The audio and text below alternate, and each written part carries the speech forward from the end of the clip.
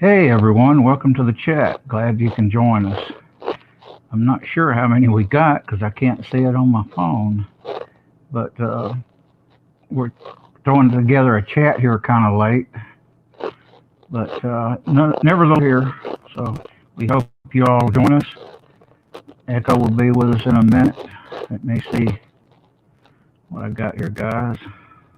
How many? I can't even tell how many we got here. Let me see. Okay. I can't call anyone out right now because I don't have access to it. So hang on just a sec. There we go. I can't call anyone out right now. I don't have access. Now,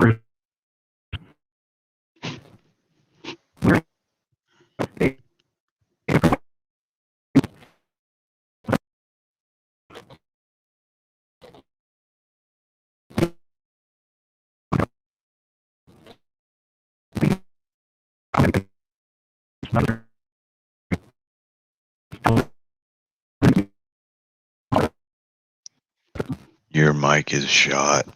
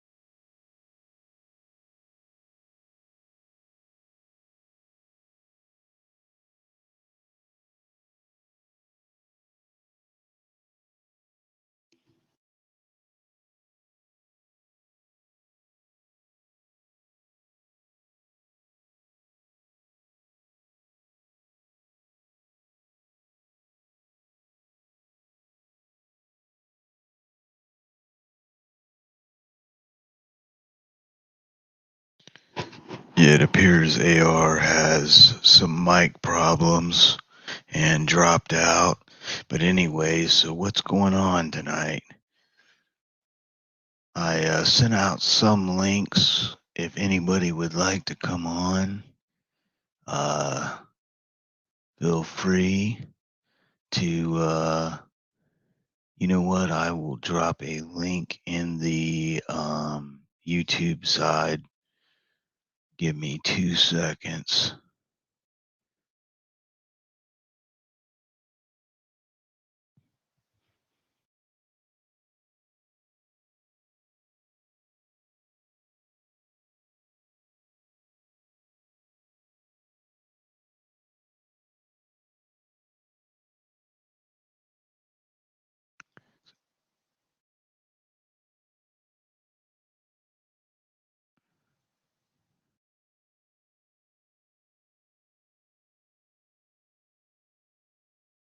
Okay.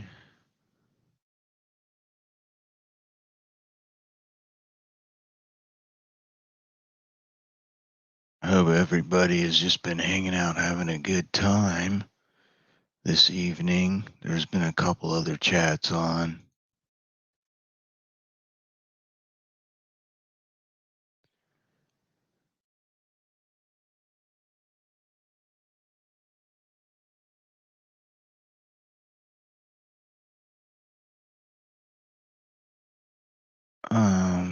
Hoping that we get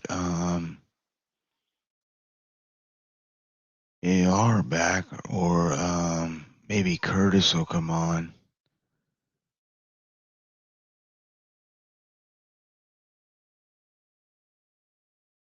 Not sure if an alert went out because I'm not seeing anything.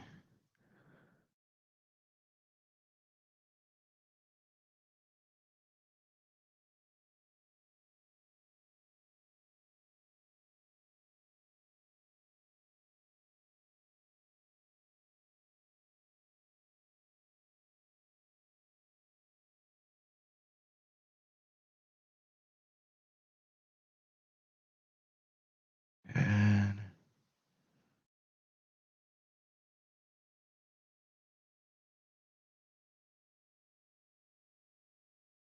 did you get it? Here's something.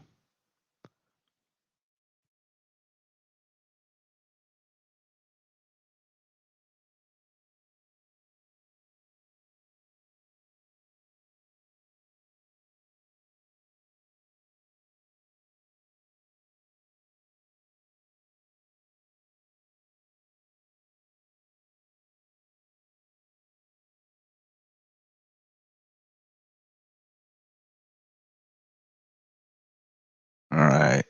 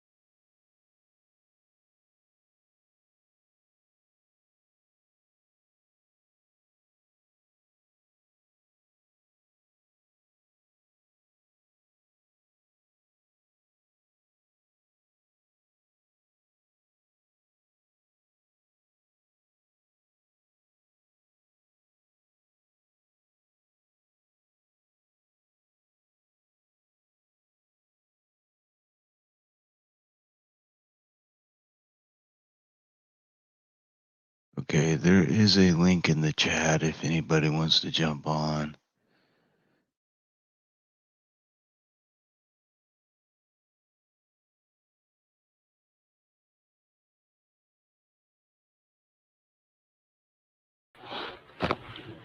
Hello, AR. Hey, can you hear me now? Yeah. As the commercial says, I had to reboot my router, and I can't see who's with this phone. I can't see who's in. Hang on a minute. Okay, I see the comments. Oh, we got a lot of people in there. We got a couple on. There's like 5 or 6 on here hanging out, and we just had someone pop in. 2 more people. Hi boys on here. Michael, gun loving grandpa, Critter, Barnaby Sanchez. Well, this is strange. I had everything set up. I had my powder hopper ready. Echo. I was throwing powder charges for 5.56, 2.23, or however which way you want to say it. And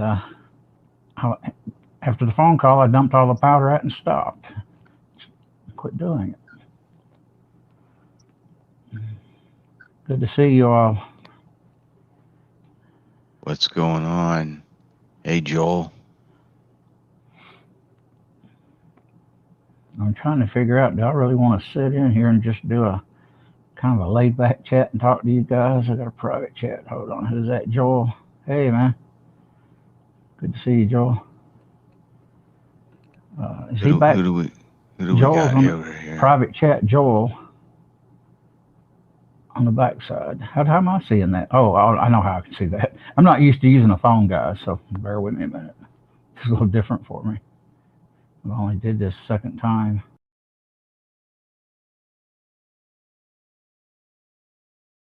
So anyways, not sure what those fellas are trying to do. Gun-loving grandpa, howdy. Critter, always a pleasure. I'm back. There we go. Sorry. I seem to be popping in and out here tonight, don't I? Michael, K24, what's up, guys? What is everybody up to? 76 High Boy, reloading. What are you doing, brother? Nice to see you. It's out west. It's earlier where they're at. Yeah. If you want to come in, High Boy, I'll send you a link. I think I have your email address. I should get off my lazy butt and go to my PC. And, yeah, you're not gonna. That using a phone with StreamYard is horrible experience. yeah, I'm not even. I can see the chat, but I won't see. Hang on a minute. There we go. Now I can see the comments. I definitely can't see no video at the same time, though. I see. Oh well, guys. Hey, Drew. What's up?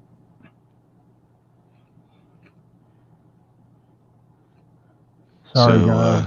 Let me see. Pretty sure I can kind of cheat. Drew says, I am currently playing with running isolated bullet seeding, then to cramp later. That is mind-blowing to me. How simple and logical that idea has never occurred to me. Thank you. I'm echoing. Why am I echoing? Yeah, because you got something else on. Not supposed to. I'm echoing. Why am I echoing? Yeah, because you got something else on.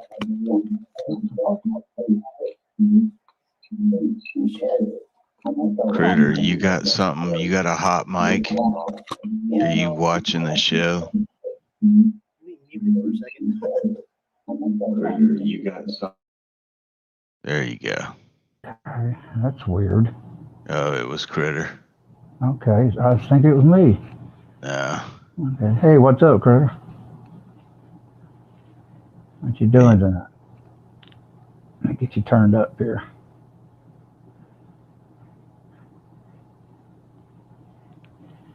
Well, don't I have it bad tonight? Sitting here on a friggin' phone with headphones trying to do a live stream.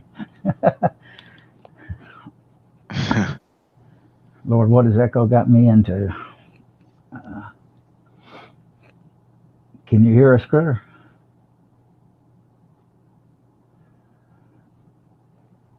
Yeah, I'm all set now. Oh, okay. Great. I had YouTube still up and everything. I was trying to adjust the camera because it wouldn't adjust. Gotcha. Yeah, Basically, I'm having I issues. the camera sitting on top of my TV. Uh-huh.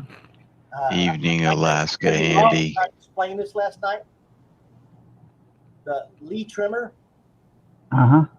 And somebody else was saying something. I couldn't remember exactly what was going on. But I wanted to explain this. Everybody knows I got one arm, the least functioning.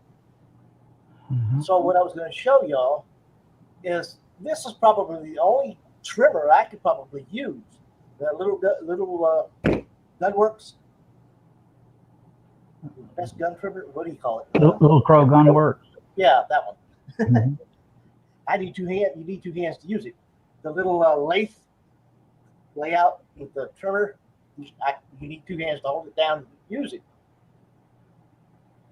So I got this. And what I've been doing is I'll stick the shell holder in the bottom of my single press. Mm-hmm. Raise the handle. Have this plugged up into my press, like so. Have the drill. I'll actually do it this way. Yeah, can you show us? Like this. Cool. Then when I plug up, pull the handle down, the cartridge goes up into the trim die. You can hit it for a blast for about 2 or 3 seconds, maybe a second, and it trims down. You've got settings on the top of this thing. I don't know if you can hear the clicks, but it's got several clicks in there. You can set it up. I always managed to drop my 223s, 300 black eyes The 223 was like 1.360 Hmm. in the I don't know. I might have gotten backwards, but whatever the 300 blackout is comparison. That's what I was trying to do. Explain this. And Joel, after every 2 or 3 trims, you dump it out because you're going to get messy. You're going to get brass trimmings all over your press, your desk, and everything else. Hmm. It's a nightmare to clean up. Wow. But that's all I had to say. Good way for you to do it. Definitely.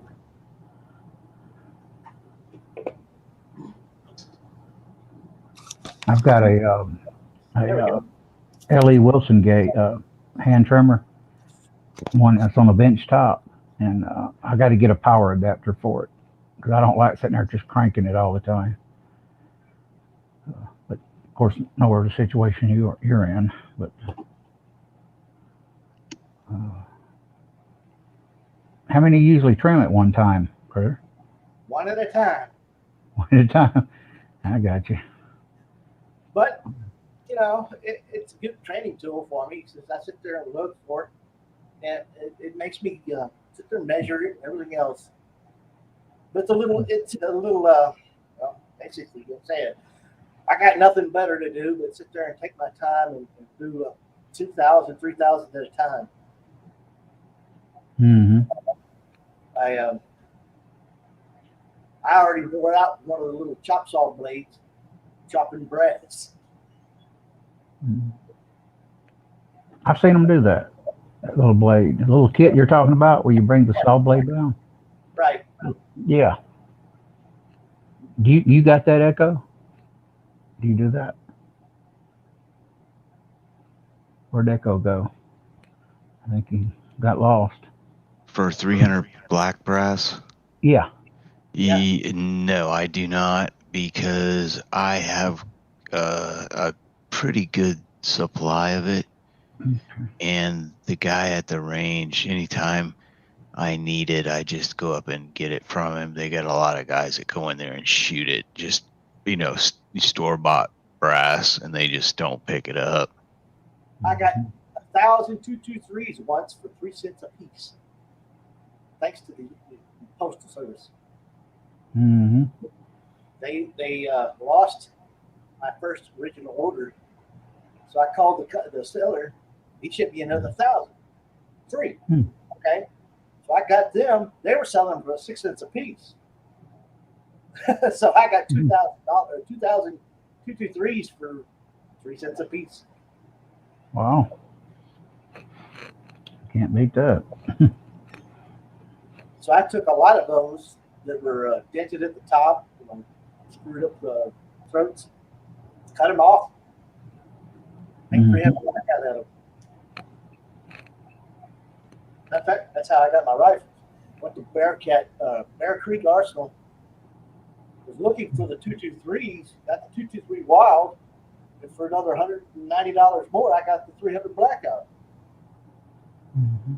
So I got 2 rifles for the price of one.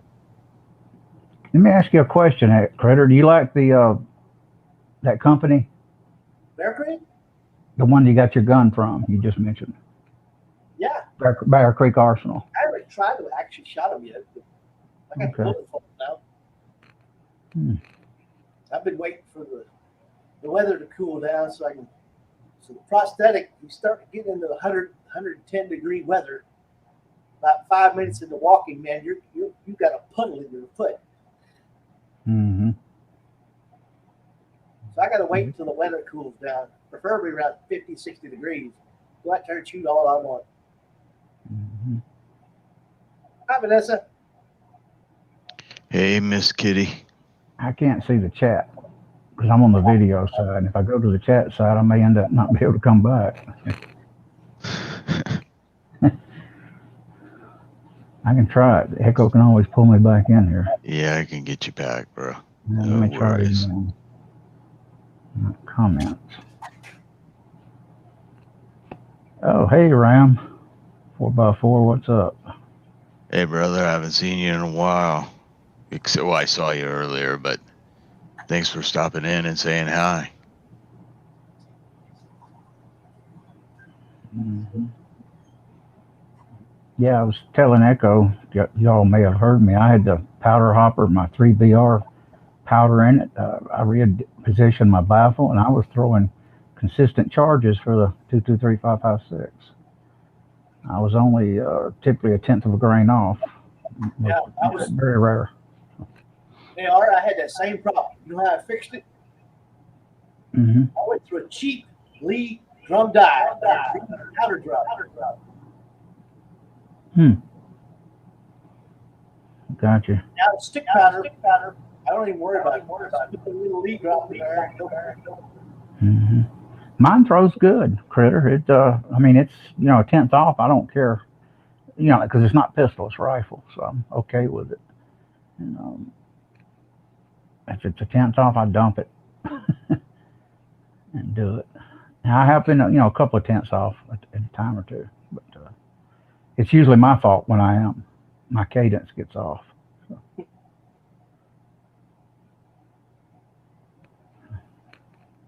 I wish I was on the PC. I don't really go out shooting that much, so we'll see what happens. My outside dog started barking. I went to check her out. What the heck she's barking at? She cornered herself an armadillo in a part of our property. So at the time, I took a 1911 out there with the full magazine, popped 3 rounds into the armadillo, and she quit crying. Critter says Critter, you're echoing. Michael says. Well, yeah. Well, I got it. See if this helps. Hey, what's up, Eagle Reloads? Is that Eagle Echo? That is Eagle Reloads. Okay. The fellow that just started reloading with the 550, Dylan. Oh, hey, man. Yeah, good to see you. I couldn't remember. I was thinking it might be. Talk again here in a minute. We'll see how it goes.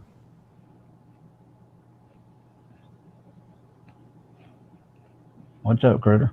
How about now? I can hear you. Yeah, that they were saying there was an echo. Do Well, they yeah, hear? I don't hear the echo now. I had a fan going on. No, I hear an echo. You have your speakers turned up real loud? No, actually, I turned them down even more.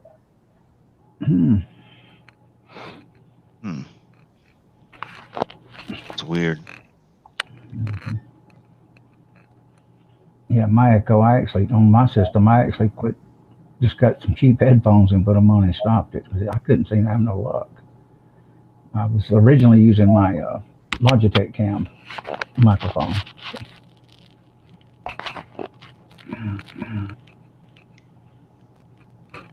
So,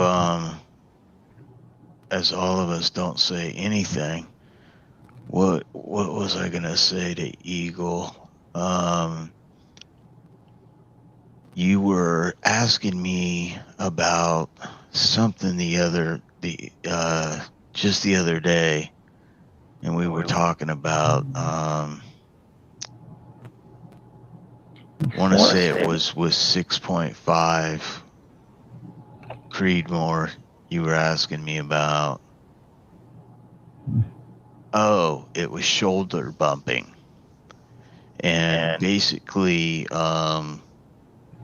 when you're setting up your dies, you really, when you get a chance, get that inexpensive Hornady. It's called Headspace Comparator, and basically that kit will give you the ability to reference the headspace on a fired cartridge, and then you can slowly resize it by starting out with the die just kissing the shell holder, and then running the brass up in there and measuring it on there after measuring it without running it up in the die after shooting it. And you measure it, you get that number, write it down. Then you want to drop 2 thousandths off of that. So you keep adjusting that die in until 2 thousandths comes off of that number you originally had written down. Eagle's got a comment to you. It says, super thanks for y'all for help. Echo, you guys are awesome. I have what? Eagle Reload says, super thanks to all y'all for the help. Echo, you guys. Oh, thank you, brother. Thank you. Hey. What is going on, Mr. Highboy? I just we were talking. Thank you for the text. That was really awesome. Yeah, I couldn't find your email address because I know I have it under your name, and I was like, and it didn't come up, so I was looking, and it's a new computer, so I was like, it might be in my phone, but not in my computer. So I said, I know I have his phone number. I'll just text him that way. It all worked for me, man. So what are you up to? Well, I got like a couple hundred. I don't know how many cases, all for 357 mag. They were given to me, but some of them are prime.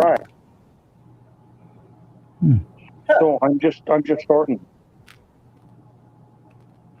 I wonder. Well, you live in dry conditions. That probably is not going to be an issue. They're probably going to work. If they were a year old to 20 years old, they probably still fire fine. And some of them aren't even prime. I already know they're good. I tried a couple on my revolver and they went bang. Don't say that's the way to do it. So what's the topics tonight? We're just basically having a little after hours get together and seeing what anybody wants to talk about, guns, reloading, or anything firearms related. Cool.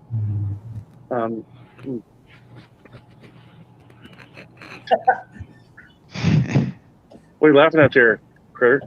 Your head popped up there like this. I don't see any of the comments because I'm on my silly phone. Hey, why don't I will text you my email. Can I do that? And then I'll put you on my TV and because then I can operate better. Yeah. Okay. I'll sign out and I'll shoot you that. Okay. Yes, sir. Okay. Bye. That's all I can see is the comments now. I'm gonna go back and see if Somebody woke up the dog. He's He'll stand on your chest and bark until somebody goes away. That's about as brave as he gets. I'm back. Oh boy. Phones are not good to chat. You better stay where you're at when you get on the phone. I can go from chat to back to the video. It just takes me out. So. Hey, gun loving grandpa, do you steal BBs with your? Well, you get a Harbor Freight cover. How does that work? I've been using the pins and I got the chips. It's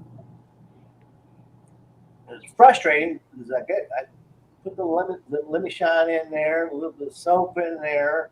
I use hot water. My tub contracts and what do you call it? Implodes almost. The sides come in together. So I have to use cold water in order to keep that from happening. But the pins come out good. The brass comes out beautiful for the first, 30 minutes. Get them all dried out. Put them on put them out in the sun, let them sun dry, gather up all the pins and needles out of it, and chips. That's why I used the dog food container, put a towel on it, put all my just freshly washed brass on there, let it dry out, and then suck up all the pins and chips with the magnet, put it all back in. Then 30, 40 minutes after that, the brass turned cockeyed. Well, not like, how do you call it? Spots on it. Brass door handle, the military brass door handles.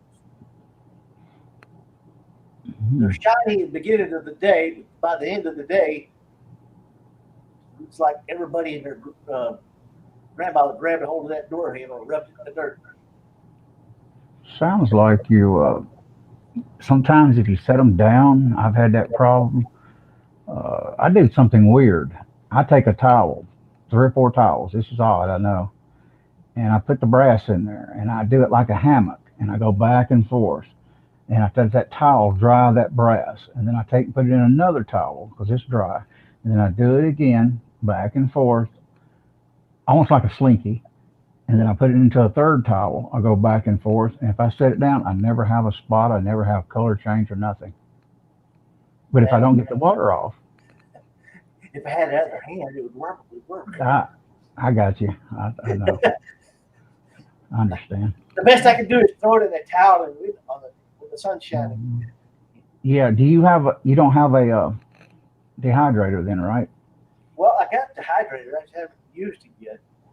Oh, okay. As a matter of fact, I got 1,045 ACPs I'm working on right now, just the primer. So I may try that. But hell, I live in Texas. Use the sun. Yeah. And I've did that, and I've had spots occasionally by doing it. I come up with a towel thing, which I understand your situation. I was, talking to everybody too, and it actually works. I don't have no more problems doing the way I do it. But I've never did I've got a hydrator now, but I've never used it either at this point. So there's our boy. So far, Hey. I've only used the hydrator for. Yeah, I'm gonna use mine. I'm gonna get it out and try it. What's up? Jerky. So that's what I'm doing. Make jerky. I'd like to be making beef jerky. Oh, hold on. Let me see. What was that? There we go. He reloads. I'm in Eastern town. About 80 miles west of Fort Worth.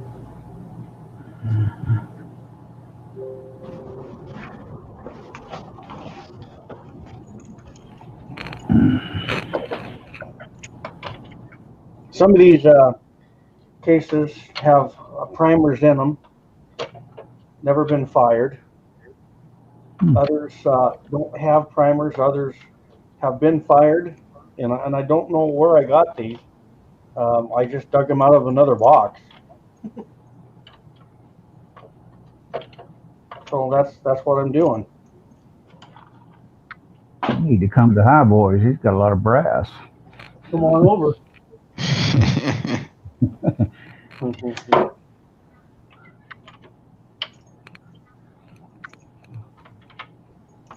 So I don't know why, but I can't see the comments. I can't either on my phone. I'm using my phone right now, and I kind of hate it. Oh, there's the comment. Are you using Chrome or? What's that? Pardon? You using the Chrome? Yeah, I can see him now. I just didn't have the right box clicked on there. So what y'all talking about? Anything and everything. Well, So, what have you been doing besides going through brass? What are you just inspecting it to make sure all of it doesn't have split mouse and stuff, and just double checking everything? well, yeah. Most of this is nickel plated, And I found one that was a 38 special, but I'm going to get it all processed. I'll get it all processed up, and I want to get the cases out that have primers in them, and then I'll get them all processed and they'll be ready to go. I will tell you one thing that I am doing. Since we've been low on components, I've been doing just case prep. That's why I'm kind of getting down to the last of, like, other than my 45, 223, and 9 mil, I've been working on all my other cases, getting everything done. That way, if shit hits the fan and power goes out, I got my bases covered, and I got a lot of 9 mil, 45, and 223 already loaded, ready to roll. But I'm not really banking a lot of confidence in my country right now. For the countrymen, I'm getting ready. That's what I'm doing. I don't think none of us have any confidence in it. Ooh, and you know, I don't want to see it come to that, but to aid my countrymen, I just feel like right now my time is best spent just prepping what I can and just focusing on that. I'm going to go out and shoot on Monday. I'm going to go do some shooting, and but past that, this is what I'm doing. It's just processing cases. Cool.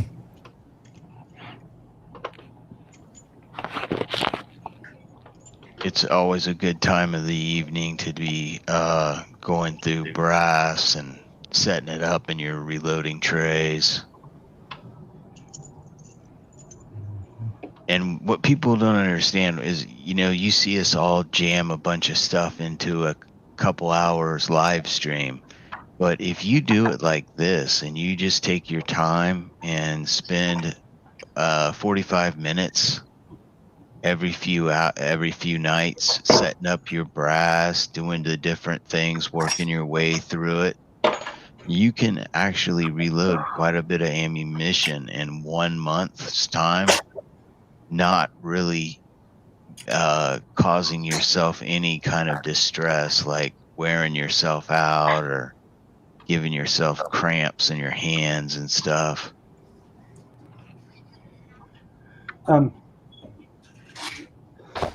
So I don't know how many of you study cases. All these came from the same box. They were in a bag.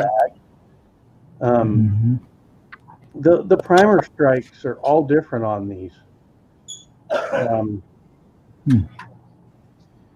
So I'm going to tell you guys what I think it is. Why there's different primer strikes. What do you guys on the panel think first?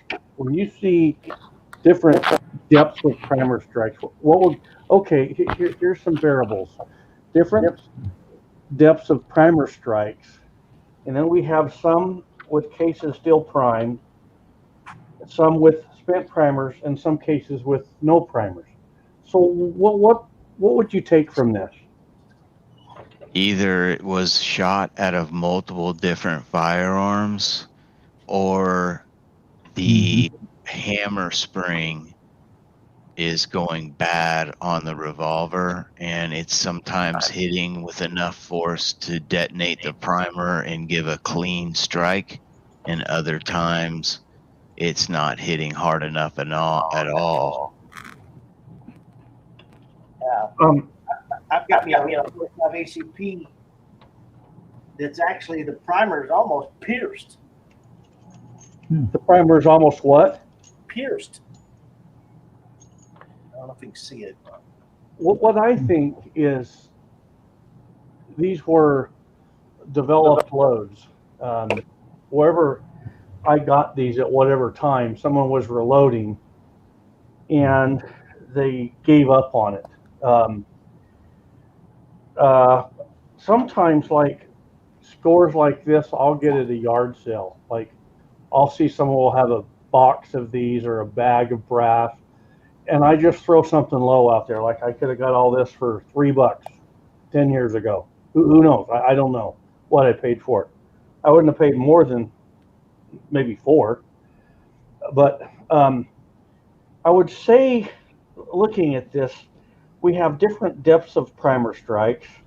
We have some cases that are primed and they didn't finish it, so they're not spent. I would say someone was working uploads. Some of these light primer strikes, in a way, some of the primers appear to be rather flattened. Like maybe they were running excessive loads, and so when it pushed the primer against the breech, it flattened it out to appear like a smaller primer strike, and they ended up abandoning reloading for whatever reason. Maybe they blew their gun up. Well, yeah, exactly. I have so many cases that I've bought over the years from anywhere, garage sales. Well, I even just now went over to one of these. It's a store where they rent places out for people to sell antiques and such, you know. And there was a guy, he had a lot of components for sale, but he was really expensive, so I didn't buy him. But he had a bunch of cartridge cases, and some of them were primed. I mean, I could have probably spent $25 on what he had, but I would have only got about maybe 80 cases out of the bunch. Yeah, and they were mixed calibers, so I didn't want them, you know. But that stuff's out there. Yeah, you find a lot of stuff if you just spend the Sundays going around to the little garage sales and stuff. Sometimes you'll come across some. I'm kind of leery of components unless they're like primers and they're sealed up, and I always look to see if they're black underneath. But like brass and any type of dyes, as long as they're not rusted, you can get that stuff next to nothing a lot of times. Yeah, darn right. You can pull one back. Used to be, I'll give you a year. 2000, the year 2000. Up until that year, a person could go into a pawn shop, and somewhere they would have a tackle box or a 5-gallon bucket or a old wooden ammo box, and they'd have miscellaneous reloading dies, and you could go and mix and match, and you could put a set of dies together. Back in after I graduated in 1984, that's exactly how I put all my die sets together, because I didn't have a lot of money. And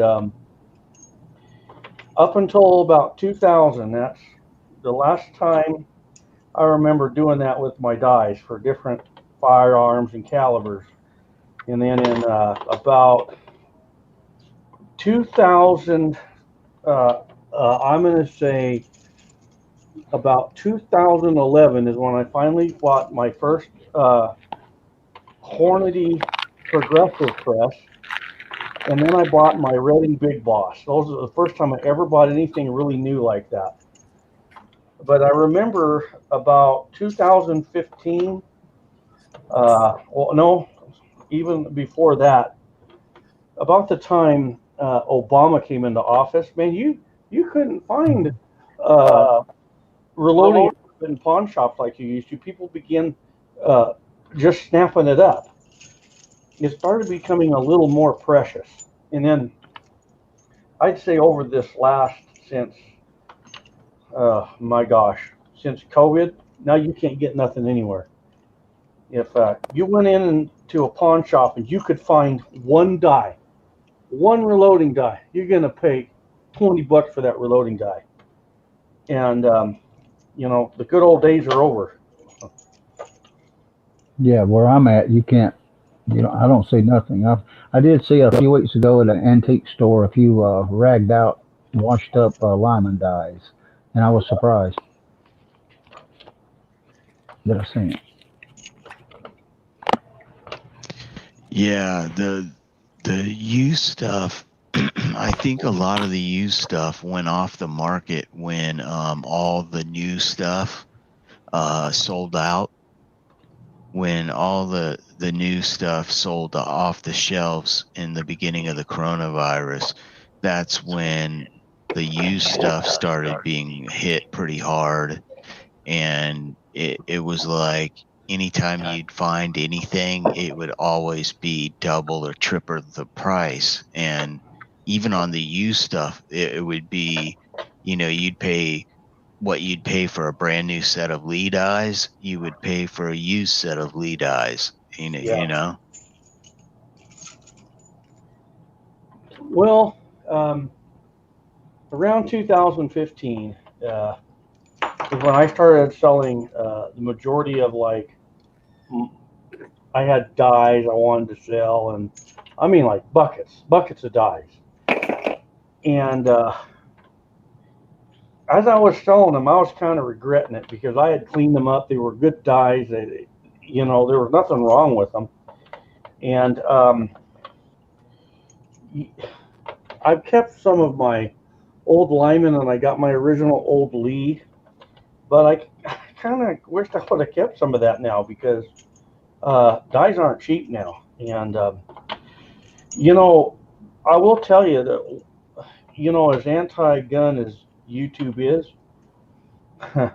we sure need to thank them for getting all these people into guns and reloading, because the secret's out. It used to be a reloader there wasn't a lot of reloaders. You were kind of like, if you ran into a reloader that could talk the talk, you met someone. You did. That's how it was. I remember one time I was shooting in the desert, and this guy, he pulled up next to me, and he was older and I was young, and I was shooting, and he asked me what I was shooting, and I told him, and man, when he found out I was a reloader, man, me and that guy become good friends. Out of all my years shooting, he's the only person I ever met out shooting that was a reloader in those days. And now I can go out and be out there, and you'll see people picking up brass, and there's a lot of reloaders. And the reloaders that I meet today, they're relatively new to the game, And so when you ask people, they'll tell you, oh yeah, man, I got online and I learned how to reload. And it's like, well, I just want to thank YouTube for that. Thank you for the high gun sales, YouTube. Obama, he isn't the best gun salesman in the world. It's really YouTube. So, My neighbor did that to me. He was talking to my dad. My dad told him. He came over and says, "Hey, you got any 45s?" It's like, "Oh, I don't load that one yet." Everything so far, I've only loaded what I have. Now I've actually the 45 ACP. I don't have a gun for it. The 4570s, I don't have a gun for it. My brother-in-law's trying to talk me into loading for a 300 Win Mag. I'm like, I don't know about that one. Years ago, I was watching YouTube, and I ran into a guy that was doing Hornady presses. His name was Highboy. And, in the early days, yeah. And I just stopped on. I said, well, he knows what he's doing, and I watched him. A lot of the guys on there, to me, didn't throughout YouTube, and I've been watching him ever since. Well, I learned everything I know from you, Elliot, so I got you to thank, my friend. I mean, He could reload. That's how I started. And then I found out. How did you start, Critter? I started watching YouTube. Oh, I didn't know that. I thought you'd been reloading a long time. Huh? I thought you were reloading for a long time. No. I started, well, I've been watching YouTube since 2000, the end of 2016. Huh. As soon as I got done, but I didn't buy anything for almost 2 years. Well, actually, I think I bought it in 2017. It sat in the corner for a year because I needed to build a bench and all that stuff. So I sat there and worked all that out. Finally, my dad thought I was nuts, but I went and got me a 4 foot by 8 foot piece of 3/4 inch plywood, trying to over engineer things like 2 3/4 inch plywood for the base, a 1/4 inch plywood for the back. It's like, no, you just need one. So I found me a metal frame on Amazon, put it all together, had my father cut the 4x8 because I couldn't control it. I put it all together, bolted it down, and then mounted the presses and went from there. Where I really needed your help is when I had in my pawls, the adjustment, the sink adjustments were on the press because things were never right, either too far or too fast or too slow. I finally got that fixed. As a matter of fact, after I talked to you, that's when I started loading 357s first. I kind of remember that now. Then I went into 9mm. Then 6 to 8 months later, 223 and 300 blackout. Then I got into black powder 38 long coats. So I got like 350 cases right here. Wow. What year, High Boy, did you start first Hornady video? Your couple, do you remember? About 2012. 2013, right around there. I think like January of 2013. Okay. The videos is like 8 or 9 years. Yeah.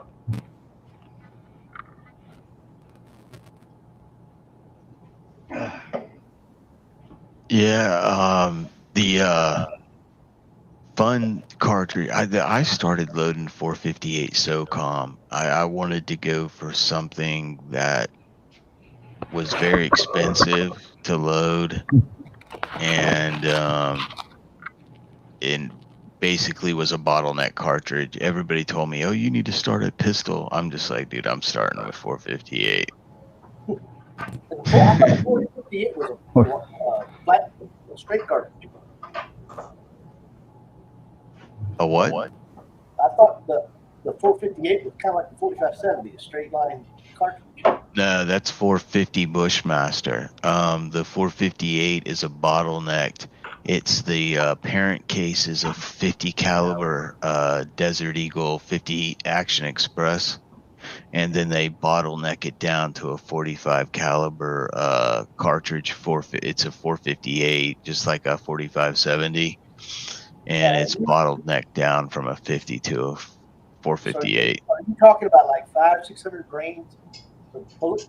You can shoot anywhere. Like I'm shooting 250, 350, all the way up to 650 grains. Yeah, well, I picked the 4570 for the with 405 grain bullets. Yeah. I figured if it's gonna hit, it's gonna hit hard. Yeah, 4570 is a good hitting cartridge. What I like about the 458 is it's got the same energy as the 4570 out of a shorter cartridge, just because it's bottlenecked, and it feeds out of a semi-auto platform like the AR-15, which for like if you're hunting hogs, or if you're in hog country and you want to carry like a carbine rifle on your back to, you know, just in case you come across something, you know, 458 hits like a sledgehammer. I mean, it literally hits like a 20-pound sledgehammer when it hits a hog. Yeah, I'm smack in the middle of hog country. I think one of them got my dog. I'd like to go hog hunting. If it's rated. Yeah, they're everywhere down here. We even get them in the city sometimes. They'll run in. Where you at? Florida, St. Petersburg. Yeah. So I live pretty much north central Texas, between Abilene and Fort Worth. They run the whole range out here. You got Yeah. guys out there. There was one guy that pulled up a trailer, popped off about 500 of them, loaded them up the trailer, had them field stripped, gutted, and everything. But as he was loading them on the trailer. In Now, back then, Texas, Go ahead.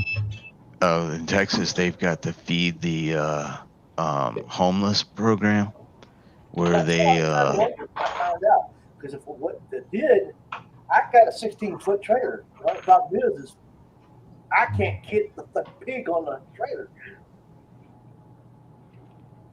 Yeah, back then I knew what I was doing, but I knew Highboy figured out that Hornady press with that washer technique and a few things, and that's how I knew he knew what he was doing. You know, Because I knew that press was a booger. I kind of miss my Hornady. It really wasn't a bad press. Well, it's a good press. It's not precision and it's not perfect, but it gives me something to do. Sometimes they get all mad at me because I got my Dillons, and it's not like I don't badmouth Hornady. I kind of miss it at times. Think, man, I wish I kind of had that thing back, But that's kind of like guns I've had in the past. I'm like, gosh, I wish I had that gun. Then again, I kind of wished I had the first truck I owned in high school. So, I wish I had my grandmother's car back when I was in a 1971 LTD. I think my grandmother was a hot rod. She put glass packs in it, everything else. To me, the Hornady press was okay to throw some rounds through. Elster still does it quite a bit. At least he did. And, I decided to get rid of mine and just sold it a long time ago. Hey, G23, I started loading the 45 Colt about 4 or 5 months ago. When I grabbed a hold of the whole brick of large primers.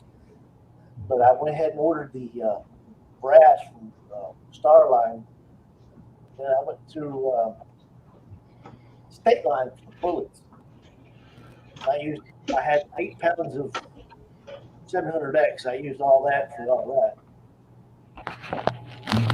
I got 500 rounds of 45 Colt.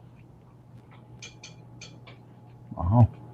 That's one of my favorite guns when I was a kid. I grew up watching Gunsmoke.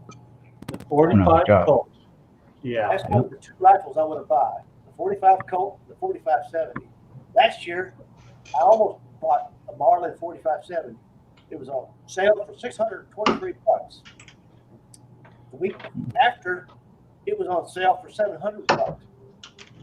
The week after that, it was on sale for like $900. I'm like, no,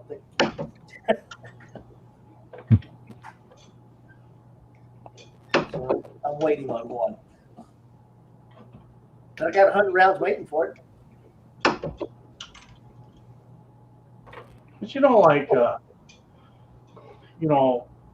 for me, I started my channel in like 2013, but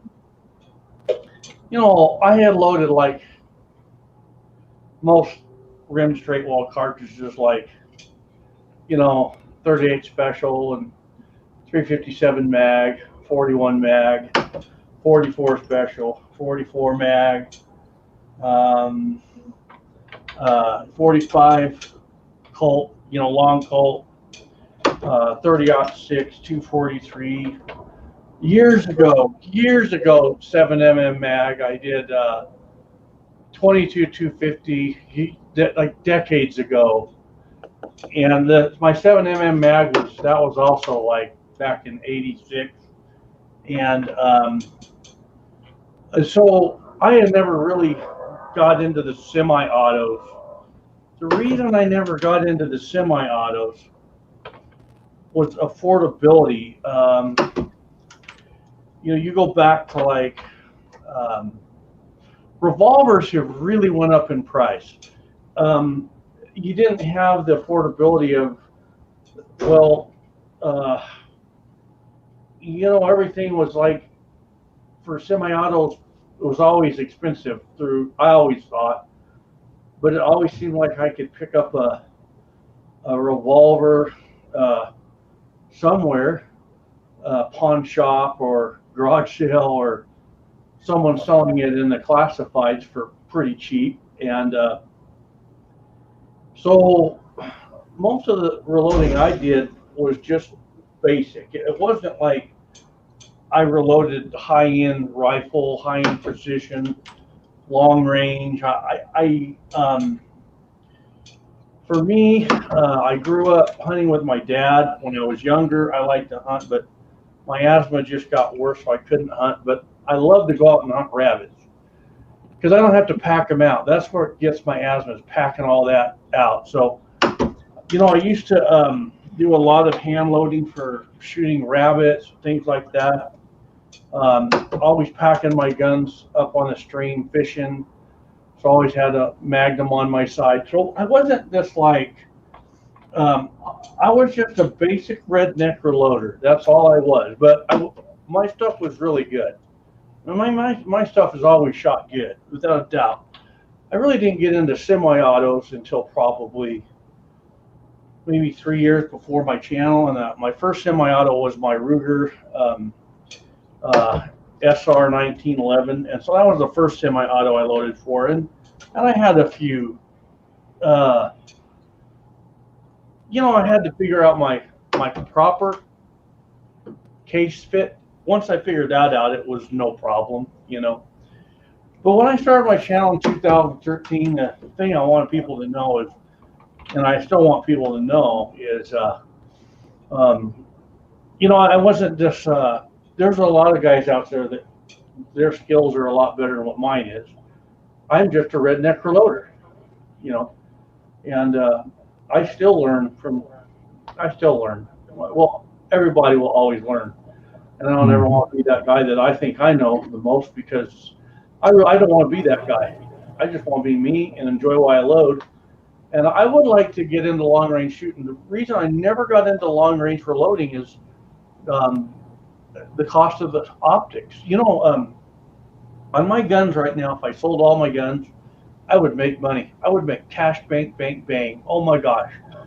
But if I went and I bought a rifle and I put a scope on that, I'm going to lose. When I go to sell that, I'm going to lose. So my basic rifles, I have my old Leopold Vari X2s and 3s on those rifles. They're robust scopes. I'll never have to replace them. But that's why I haven't gone long range shooting, because I know I know me. If I do something, I'm going to do it big. And next thing you know, I'm going to spend $1,500 on a scope I'm never going to get back. So that's why I've never really went out for long range shooting in that kind of application. So, that's me. I'm just a redneck reloader. That's it, You just need to more or less purchase a rifle and get an optic and start shooting and reloading for it. And basically you already have all the reloading gear to reload high-end precision centerfire rifle cartridges. All you're short is a rifle and glass. Well, and I've got a friend that builds custom rifles and can get us a discount on glass. And basically would love to put a rifle in your hands just on the case of advertising that you're going to do when you shoot it, and you shoot half-inch groups all day long at 500 yards. You know what I'm saying? What I do, this is my goal with my channel, okay? I'll tell you my goal, and then I'll tell you my roadblock. My goal is I do want a long range. No. Extra long range, ELR. And what I want to do is I want to say, here's the rifle. build my first primary loads, pick my bullet and powder, find that combo, and then I want to start going out long range. And I know that I will be picking Greg Morrow's brain when I do this, because we're going to have to take into account the rotational axis of the Earth. He has that formula. We've talked about that. So I do want to do that. But the problem is for like 8 years, I've been putting $100 a month into my channel. But now what I want to do is I want to get my trucks running. So I would like to do a rifle, but right now, what's stopping me is the love of my old four-wheel drive. I want to get it restored. And so that's what I really want to do. So I would say, another year, I'll probably be ready after I get my truck all done. Yeah. I'm trying to pay off my little golf cart. What's Yeah, I that? got a vehicle I'm trying too. to pay off my golf cart. I bought a little motorized golf cart for like just shy of 12 grand. I've been putting $500 a month. I fixed to jump it to 1,000. I want that paid off by the end of next year. Is that Curtis? It is. Brother, What is going on, brother? What's going on, guys? Curtis. Hey, That's Art. my brother right there. Good to see you. Same barber, huh? You're darn right. You're darn right. I set up. I didn't really get into long range rifles. I'm getting old. I'm 200 yards. Anything beyond 200 yards, it lives for another day. I bought me a scope, tried to attach it to the 300 Blackout. I'm thinking the 308 would be a good thing to hunt with. So I got the 357, but it's a lever race. It'll probably do good for deer, or especially hog. But I only get one or two shots on them before they haul off. Then I got to figure out how to get the hogs on the trailer. I You hang need up to with the get, scope. yeah, you need to get a cherry picker on your truck. I know a couple of old boys that do that, because once you get past a certain age, unless you're like work out every day and you're like really good shape and you've never had any kind of traumatic work injury, anybody has a hard time getting a couple 100-pound hog, even field stripped, into a truck. It's much easier to use just a Yeah. small little crank. What do they call them? They're just like a cherry picker, basically, but they're short. I put a little winch on the back of my trailer, a little 12-volt battery. Operate the winch. You come along. I got to get a trailer first. But I'm too busy paying off a golf cart.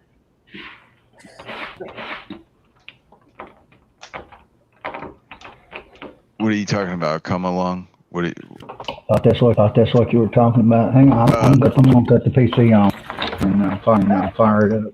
Little 1,000-pound winch. I got a 3,000-pound winch on the golf cart, so I can drag the piggy back to the truck. I don't like using a phone for lighting. Yeah, they aren't the best to use for that. What are you talking about? What's the best? Phones with StreamYard, they don't get along. Yeah. So mine did pretty good. Just I didn't have any way to mount it or set it up. Yeah. Yeah, Harold. Hoist type thing. Cherry picker. Curtis, Yes, sir. what have you been loading up and shooting lately? Oh, no loading, no shooting. Actually, I've got a bunch of stuff that I loaded up, but as I was telling Echo a while back, I just getting out to shoot it up and run it through the chrono and do all that stuff. I got some 308 and some 9mm, some 223 that I want to go out and shoot. I've got that 308 AR that I want to kind of get dialed in, get a load developed for it. And Yeah. I've got a bunch of stuff to shoot up through the chrono and check it out, but I have no idea what I have yet till I get out there. So until I get to that point, I'm not going to load a bunch more up. I want to kind of see where I'm at. Yeah. Yeah, different powders, different charges. Yeah.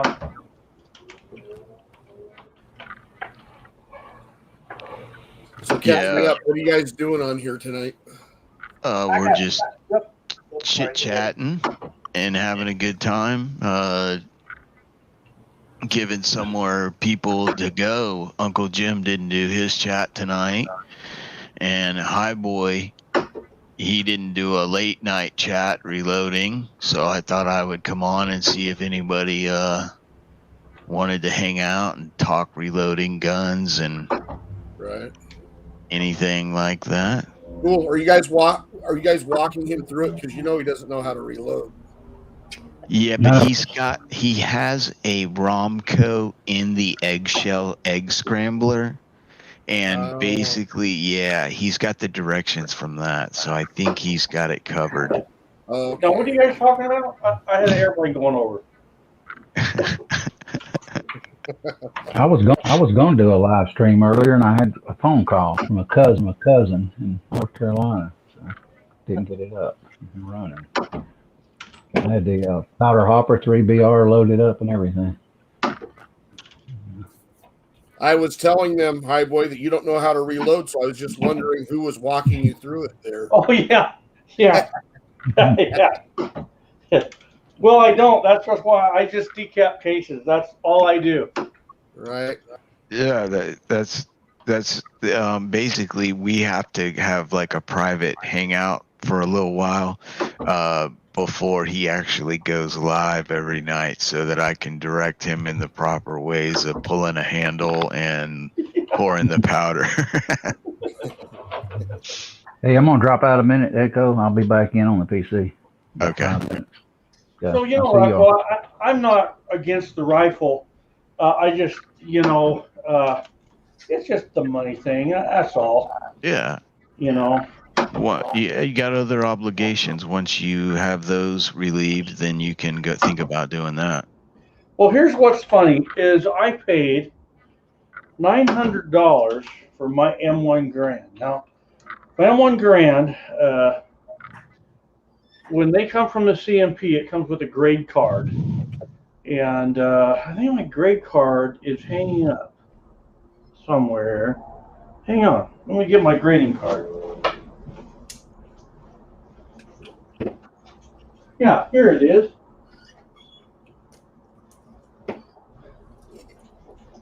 So you know how, like, on an M1 Grand from the CMP, a +1 is like perfect.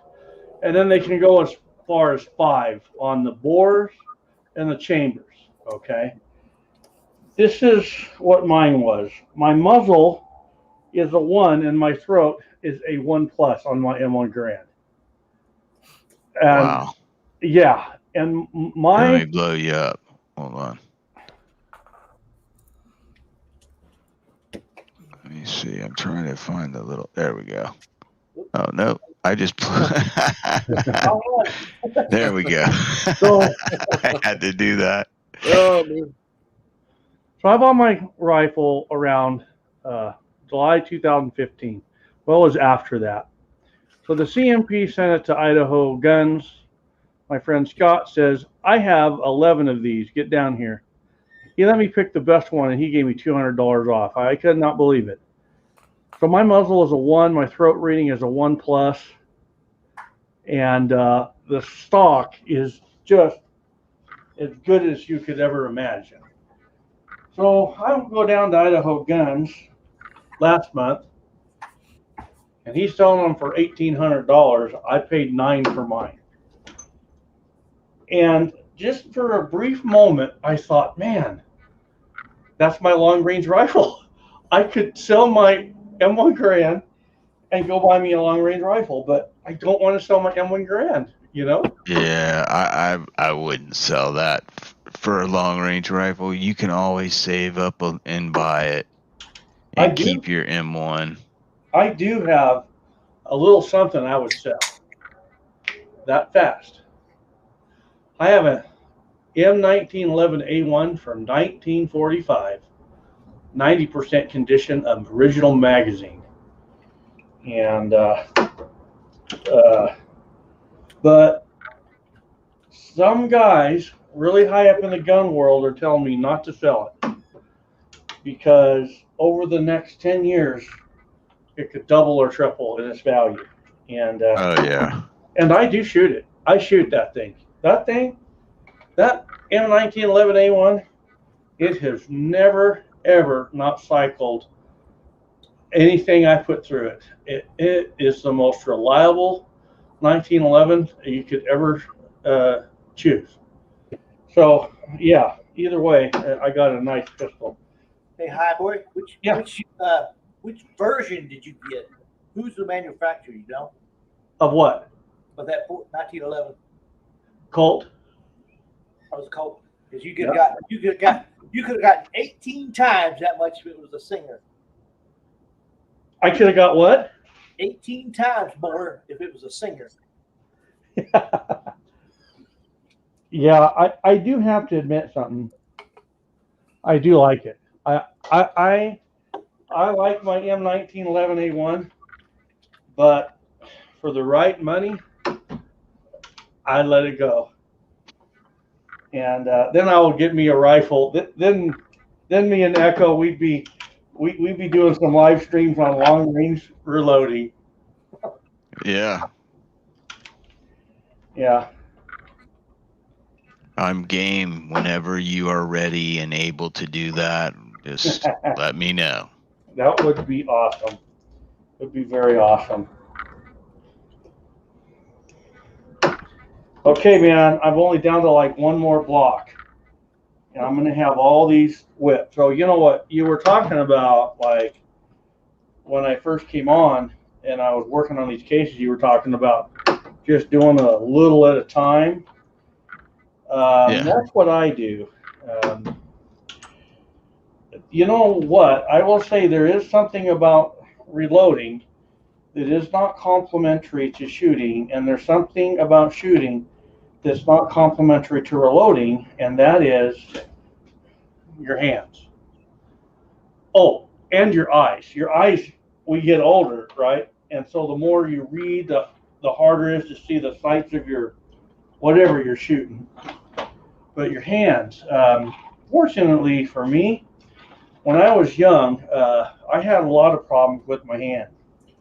I couldn't go very long when I was young. And then I got about 25 and I got to where just something changed. I was able to go longer. And I think it's because when I was young, I had jobs that were, I don't know. I want to say a lot more laborious, but I don't know. I think my hand strength got better over the years. But it's your hands that's the limiting factor. You know, if you just spend too much time at the bench, then your hands are going to pay for it. So that's what I do, is I try to only do so many cases a night in the way of prep work. And then when I have to reload, it's just that much less I have to worry about.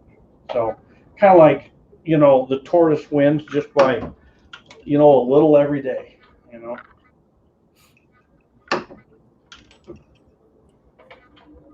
So how many do you have on the live stream right now?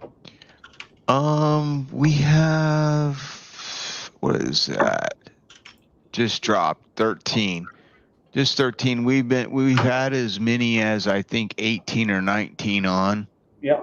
And I'm just looking in the side chat here, seeing if anybody's asking any questions. Or somebody just popped back. Hey. Hey. Well, that phone was no fun at all. Yeah, it's not a good experience. I couldn't You watch know, the Let's chat. see. when I get into my long range rifle, that's going to be when I'm going to get into annealing my cases. You know, my 223, it's just I shoot so many of those when I'm shooting. It's not worth me sitting there annealing those. That's kind of like will add to my insanity, you know.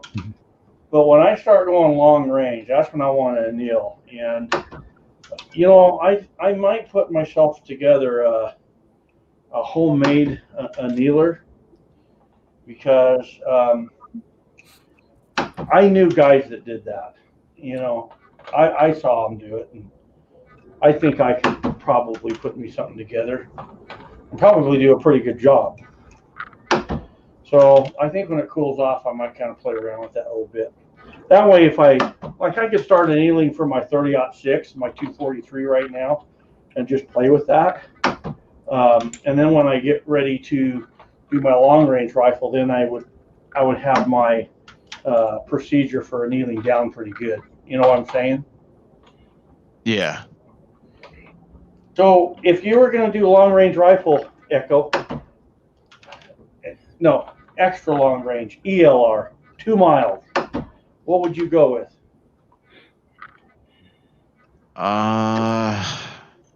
It'd be one of two cartridges. My first pick would probably be the 338 Lapua, and if the second cartridge would be the 460 Barrett. Much kick for me. I'm kind of thinking something 30 cal, Me too. because then I could also What, hunt like a with it. 300 PRC or something? Something like that, yeah. Okay, done. Like I got like 350 cases. Bam. Con- That's all I wanted to do Congratulations today. for $1 per 100. Yeah, yeah, yeah. Probably something like that. So I have this full of 38 specials. Well, half full, and then so I'll tumble those tomorrow, and then I'll tumble these, and I should have that should be the last of all my 357 mag right there. I've been cleaning my shed out, and so that should be the last. But you know what's happened now? 3 times I said that should be the last. Then I find another bag. I'm like, I thought, should I just like do a giveaway on these? And then I found some primers. I was like, no, those are gold. It's so bad. That's funny. Yeah, if you were gonna go 30 caliber, it gives you the thing I like about 30 cal. Yeah, I'm an old diehard 308 guy. I have been my whole life, even though I didn't really shoot rifles when I was younger. I always read the stories of the guys in Vietnam that were using those rifles, regular off the shelf Winchester Model 70s and Remington 700s, and some Savage Model 10s, I believe. And they were just putting, Simmons scopes on them, and they were using those as sniper rifles. And they were hunting the people that were hunting the U.S. troops. And I remember reading these Soldier of Fortune magazines, and also books in the library on guys that were in Vietnam, and were talking about all the things about their rifles that they liked and what they were able to do. And they were talking about modifications to the way they loaded rounds, and it was kind of very fascinating. And I was a young boy, and I have always been a kind of a 30 caliber guy, whether it's 30-06 or 308. I think the 308 is more or less kind of replaced the 30-06 in overall functionality. I mean, they still sell 30-06 caliber rifles, but I think they sell more 308s.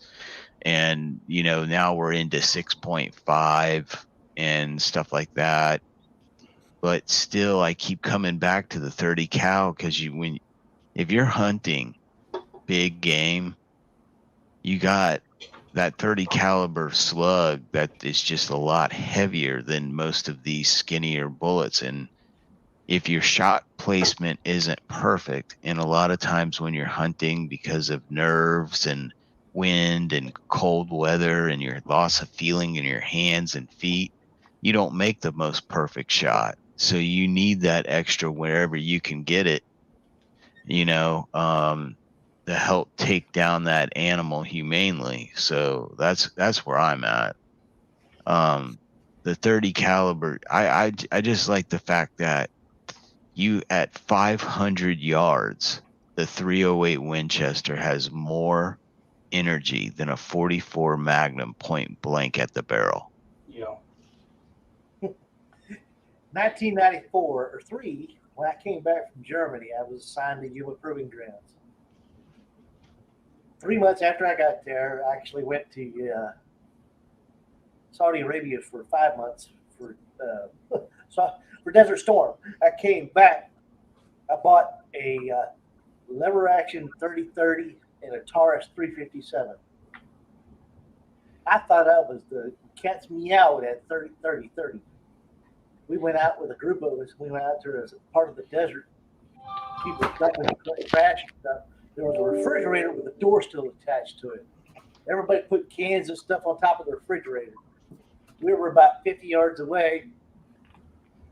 I was aiming at the middle of the refrigerator. I shot the door hinge off. The door fell off.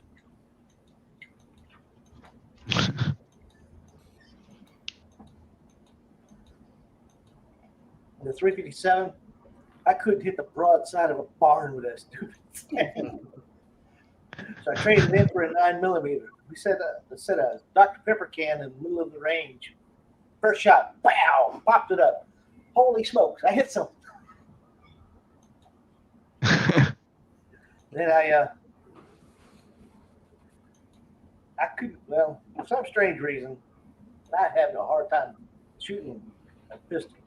I was trying to qualify for the Schuster Award in Germany.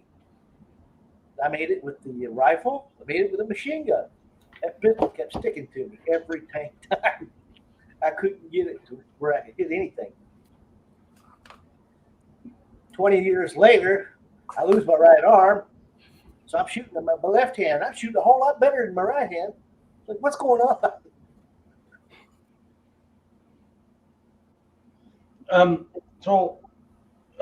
Lot 6 was adopted in 1903. Do you know what year 308 came about? Echo? Was it 1950 something. 57? Sound right? Yeah, 56 or 7, I believe. Because I remember it by the car. The 57 Bel Air, the 56 Bel Air. Wait a minute. I thought it came out before World War II. Nope. No. Okay. No. I'll read this. Here goes.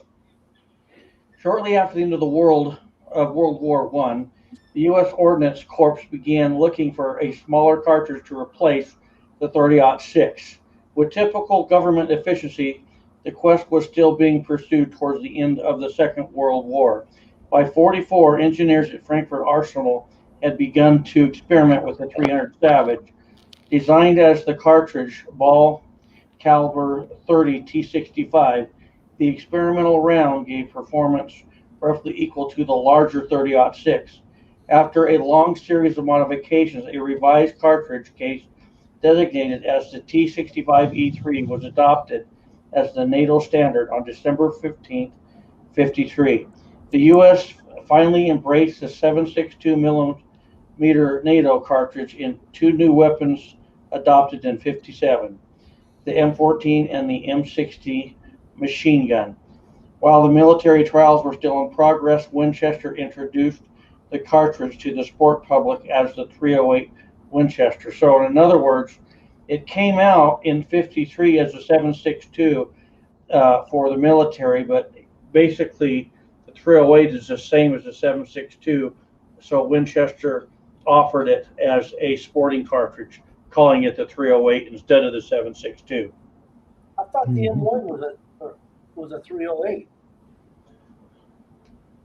The M1 is a 308 diameter bullet, but it's a 30 caliber bullet. Well, let's put it this way.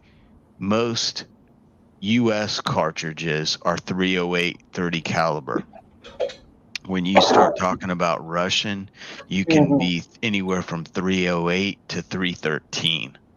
Yeah. Depending on where and when the rifle is made. Yeah. Okay, well, I was a little confused because I thought that there was like the M1 that was an actual 308 caliber. Then it had the carbine, which was a 30 cal. It took a while for the 308 to take hold and for hunters to get used to it, Oh, okay. to acclimate to it. Okay. Learn something. Yeah, the 30-06 had been around since World War One, and I want to say that John Moses Browning had something to do with the development of the Yeah. of the 30-06. Yeah, Yes, he and did. yeah, the 50 BMG is just a bigger. What he did was he took the 30-06 cartridge and he expanded it 4 or 5 times, and that's how he came up with the 50 caliber BMG. The shoulder angle, the mouth to neck length, everything is comparable. It's just a bigger cartridge is all he did. Okay, so this kid that did the Coonan 357 pretty much did the same thing Browning did. What was that? The kid that did the 357 Magnum Coonan pretty much did the same thing Browning did in order to develop the 1911 style 357 Magnum. Oh God, Uh, Cooper? Who are we talking about? Jeff Cooper? I don't think so. Jeff Cooper is one that started 357. If I'm not Yeah, but mistaken. not in a semi-automatic. No. Yeah, No. I forgot what his name is, but he made the 357 Coonan semi-automatic handgun. It takes rim cases. I'm not familiar with that. I've got the Model B. I picked it up for $1,400. Oh wow. Coonan is no longer in business. Yeah, I haven't heard of that company in quite a few years, actually. What is it? Magnum Research is another. That's a Desert Storm, Desert Eagle type thing. Yes, and that is another rimmed case firing semi-auto. Now, the hold on, there was one other one by I think it's the same company that made the 44 Auto Mag. Yeah, Desert Eagle. No, not Desert Eagle. Magnum Research, who bought Desert Eagle, or subsidiary, one of the two. Yeah, no. I'm talking about the guys that made the 44 Auto Mag. Oh, The 44 Auto Mag was from the 70s. It was from a company, a designer in California, I believe, and they went through some financial problems designing and developing, and the guns are worth a fortune now if you've got one. But the problem is you have to cut 308 Winchester brass down and make your own brass for it, which, I mean, nowadays it's not as big. It's a lot of work, but if you had one, I would do it just to shoot it. I mean, Yeah. Put that little baggie on that thing to catch that breath.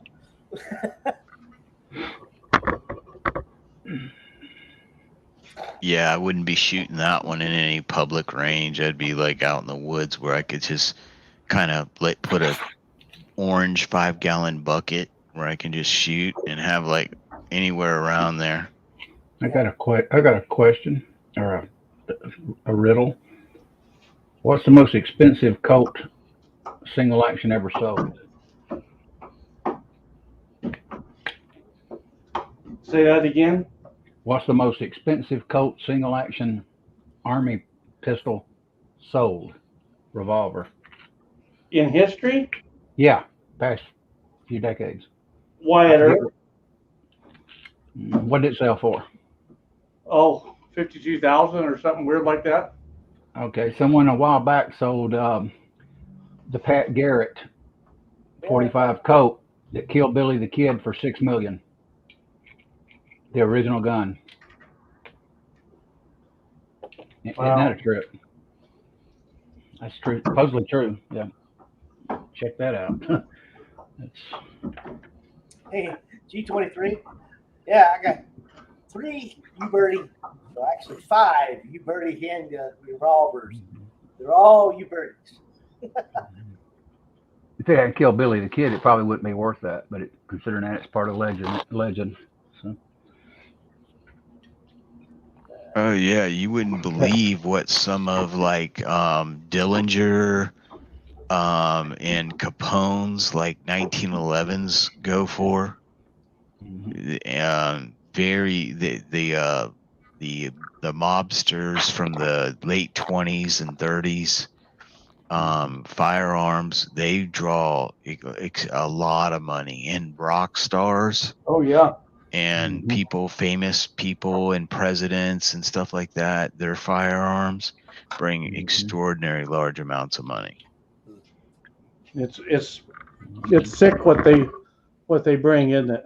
Yeah, it really is, because in most cases, like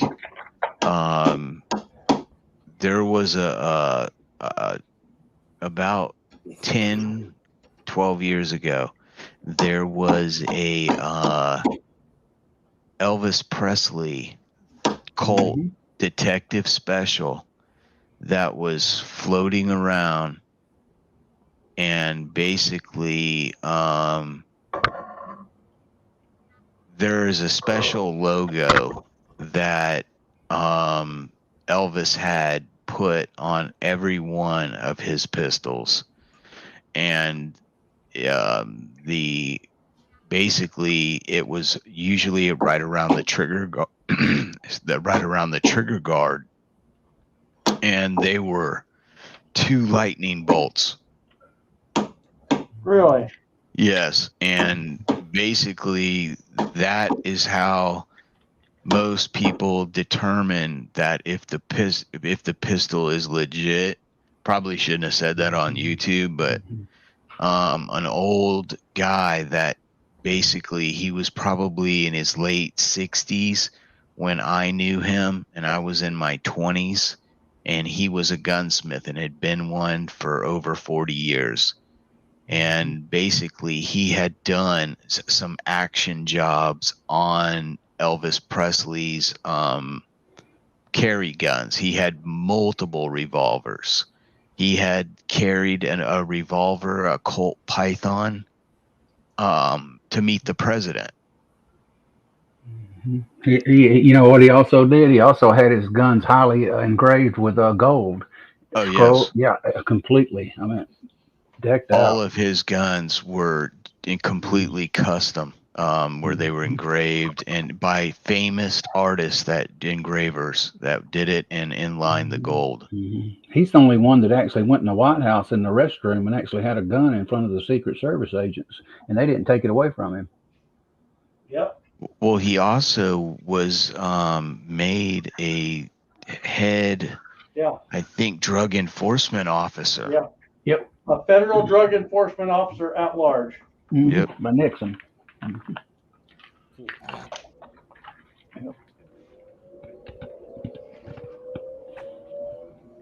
I visited Graceland in 1979 and met Vester Presley, his uncle, before he died. Vernon's. Nashville.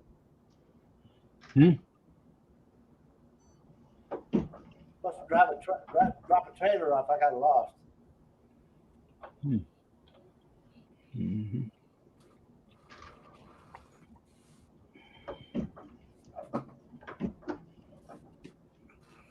They were an easy family to talk to.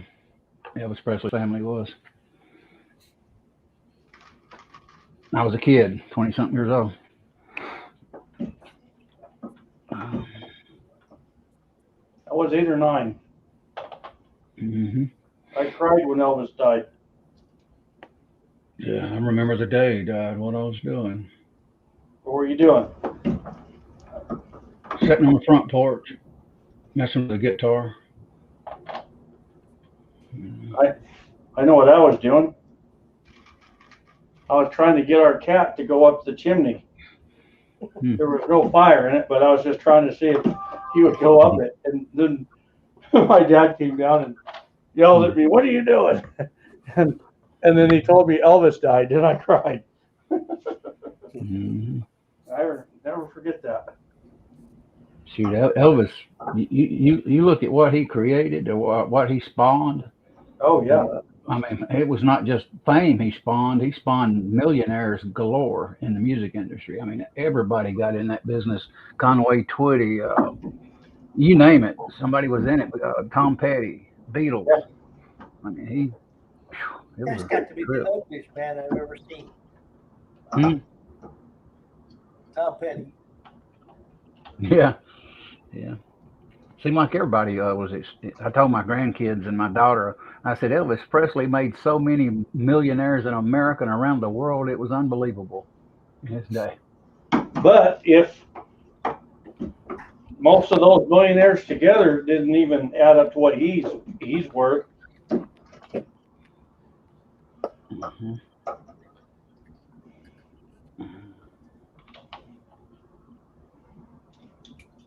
Tragic thing is he died with very little money in the bank. Elvis did. But most people know that story, why it happened.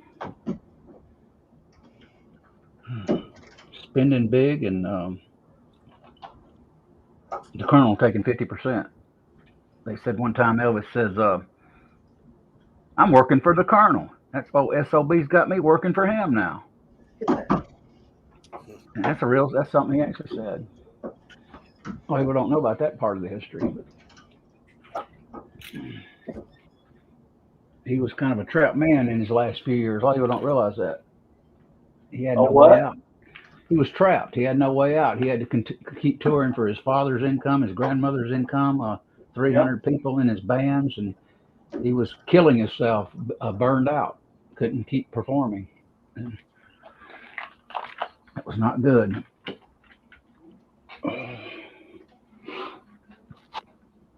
Too many people, he said, depended on him.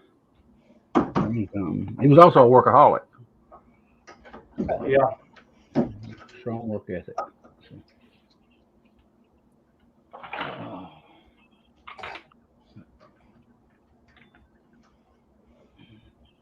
So Curtis? Yes, sir. Is it settling down in your area at all? Settling down? Yeah. As far as flames and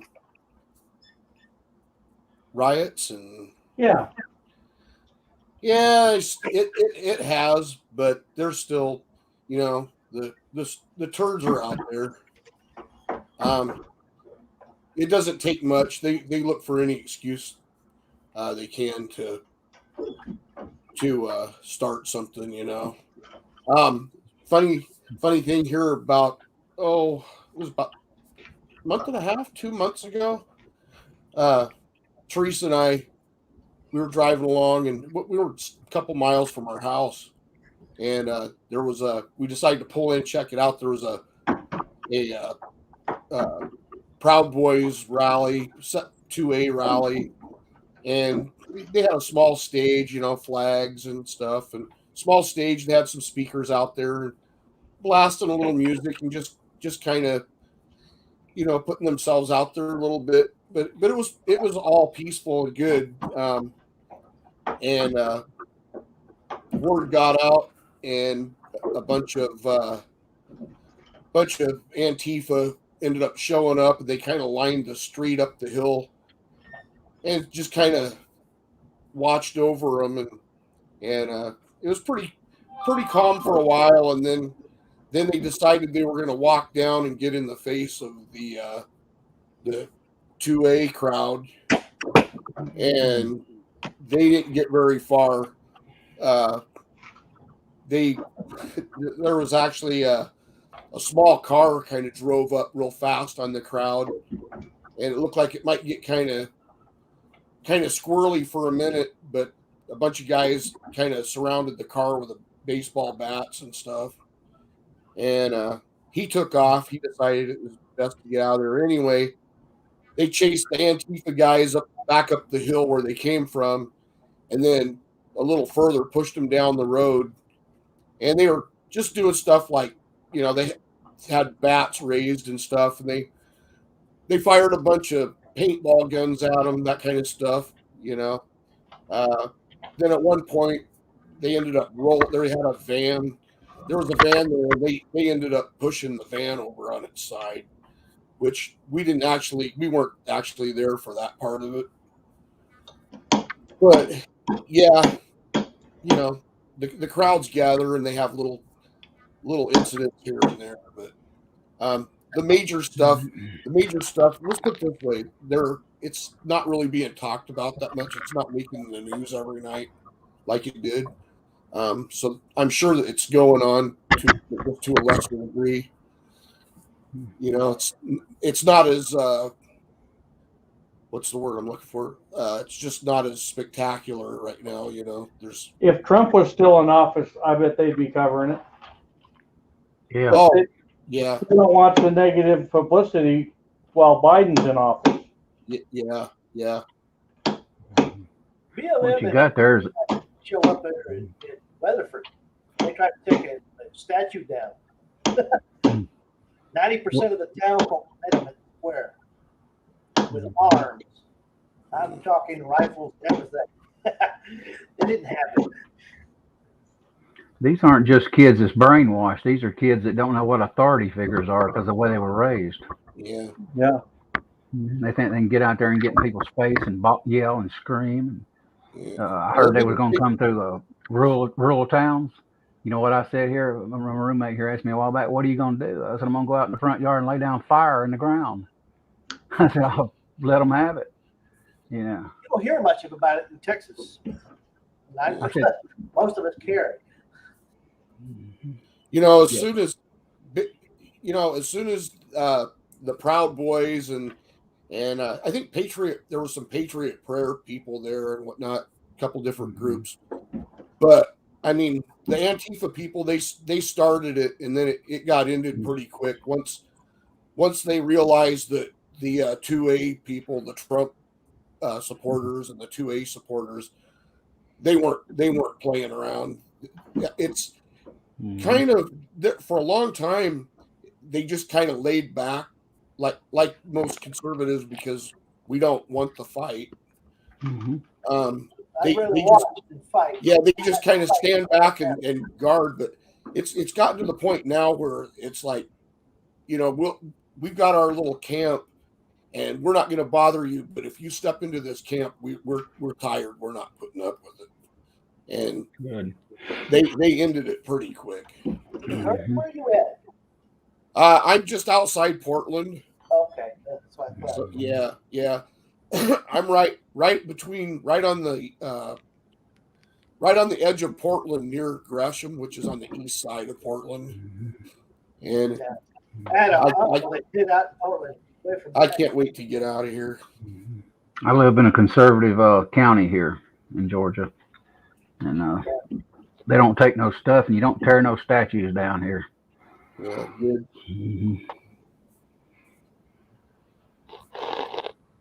Yeah, it's pretty. It's amazing. I've watched. I'm not a city person anyway, but I've watched. As cities go, Portland was really a nice place to be if you were going to live in a city. Up until about 15 years ago, and it's just unbelievable. The homeless and the drugs and the litter, the the graffiti and the trash. It's bad. I remember back when it was good. You're talking about. I remember reading about it. Yep. It was a really, I mean, like I said, I'm not a city person, but as cities go, it was really a nice place. But now I just heard they've just set a record for a lot of random acts of violence and shooting and stuff. I think they said I just saw a billboard. As a matter of fact, coming home from work today, I saw a billboard posted, and just in the last year, the homicide rate is up 266%. It's jumped in all the big cities like Chicago, Los Angeles, even Dallas. Out here, I'm 120, 130 miles away from Dallas. It doesn't affect me out here. But the illegals coming across the border, we got DPS stopping them left and right up here, driving through town. Well, we had all this defund the police stuff came about, and then now we got the mayor, old Ted Wheeler. Now they're all crying, trying to get the cops to come back and wanting to increase the numbers because it's gotten so out of hand. All these politicians stood by and supported these turds, and That's now the same thing in Chicago. Yeah, and now it's gotten so bad. Now they're trying to do what they can, trying to get the cops are just they're retiring and quitting in droves here. But they have no. They just got to put up with so much stuff, and they've got no support from the city and from the state. They've got no, they're not getting the support. So people that can take retirement are taking retirement, and people that can move on are moving on. And Yeah, it's crazy. I want to say, sorry, folks, but the West Coast is just lost. last time I seen this kind of turmoil, I was a kid, and it was 1960s. Yeah. Well, I'm not quite that old. I was born in '64. Is that still Right before JFK got assassinated. No, I'm here. I'm just listening to everybody. We had a lot. I'm just listening too. We had a lot of bombs go off in the 60s. Radical underground, a lot of things going on. The Black Panthers doing crime constantly. Bunch of stuff. Yeah. The NFAC is out rolling around in Georgia. Those people can't walk around without shooting each other. Yeah, they're funny. It's been getting really bad out here in Meridian. We had this old guy jaywalking, and sheriff had to have a talk with him. Afterwards, they went to coffee, but yeah, it's been getting kind of rough around here. No, the sad thing is, I'm starting to see it here. It's creeping in. Well, the biggest thing happened around my house. The dog's chasing the neighbor's cows. Cows coming into my house. I go out the front door with a snotty-nosed cow staring back at me. Both dogs are barking up a storm. The one dog behind me is hiding behind me, barking at the cow. That's only because I got onto him. I was wearing that leather apron. So I was yelling at him for being a cow. You can shoot on your land, can't you, Critter? Yeah. Every once in a while, I go back to shoot a tree. Someday in about 45 years, somebody's going to cut that tree down and ruin 7 or 8 more saw blades.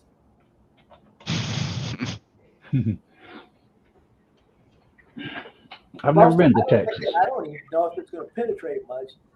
Mostly it's been like 38 caliber. One was a one was 124 grain. I cast it and powder coated, put a bullet in my little 9mm, took it out, and shot the tree. Came home, pulled it back, and found the case. Came out, deprimed it, resized it, and reloaded it again with another 124. You don't shoot steel where you're at? No. No steel target? Oh, that'd be cool. Well, about 800 yards behind me, behind where that tree is, there's some stuff out there. I don't know really what it is, but I don't like going. I make sure I point down into a tree. Mm-hmm. I went around in that area, but I don't see a house or anybody living out there. There's stuff out there. I don't want to destroy it. Mm-hmm. Every once in a while, I go out there and jump in a little golf cart and go looking around. Mm-hmm. How many acres you have? You reloading 9mm? 12 and a half? Yeah. Wow. That's pretty good size. Yeah, that's a nice area there. Yeah, I used to live on 20 acres when I was a teenager. And I thought that was big. Yeah, how many acres, Critter? 12 and a half. That's a good. 4.5 or 12.5? 12. 1, 2. 0.5. Yeah, that's nice. Yeah. Mm-hmm. We need to get you a berm. Get you a shooting range. Well, shooting range about 2, 3, about 7 miles up the road. Mm-hmm. But my problem is I can't get into because of the rain. Everyone's fall and the city having to rotate the dirt road up to the lake. Mm-hmm. I went and bought me a golf cart. But the problem is I can't get that last quarter mile from the golf cart to the shooting range because of the highway system. I got to get on the highway with a golf cart, which is a big no-no, Mm-hmm. to get to the firing range, gun range. Right. So I'm trying to work something out. Excuse me? I'm trying to work something out with the city. I only live about 5 miles from town. Mm-hmm. But I think the whole town's population is about 15,000, and we're the county seat. You're in Texas, Critter? Yes, sir. Texas? Yes. Eastland, Texas. Want to read a funny story? Look up Old Rip. Repeat? Old Rip. OLE''RIP. Old Rip. Old Rip. Eastland, Texas. In 1898, they built the courthouse. In the courthouse, they put the cornerstone. Kid put a horn-toed lizard in there in the cornerstone. In 1920 something, I don't remember exactly, 24 or 28, somewhere in there. They tore the old courthouse down, built another one. When they opened that cornerstone, the horn-toad was still alive. It went to see Grover Cleveland, toured the United States. It finally died of pneumonia. They got him stuffed in on display at the courthouse.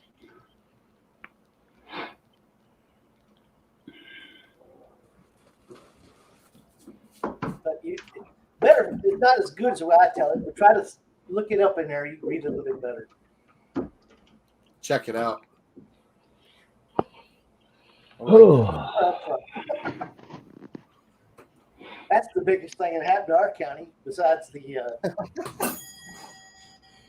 oil building in the 1920s.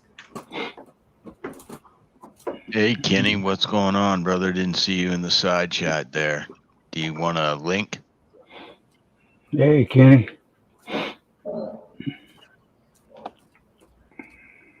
Hey, G23.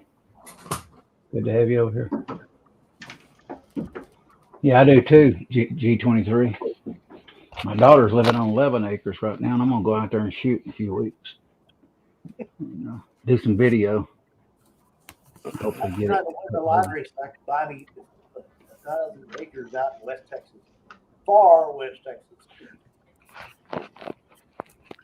I've been looking at for some land up in North Carolina near the mountains.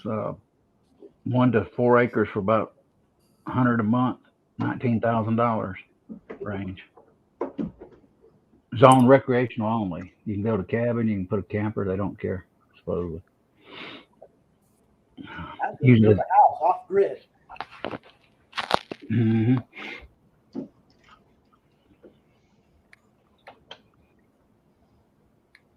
my cousin, he told me how to end up putting a shop there and actually turn it into a house and end up getting the permits or getting it to pass, inspections.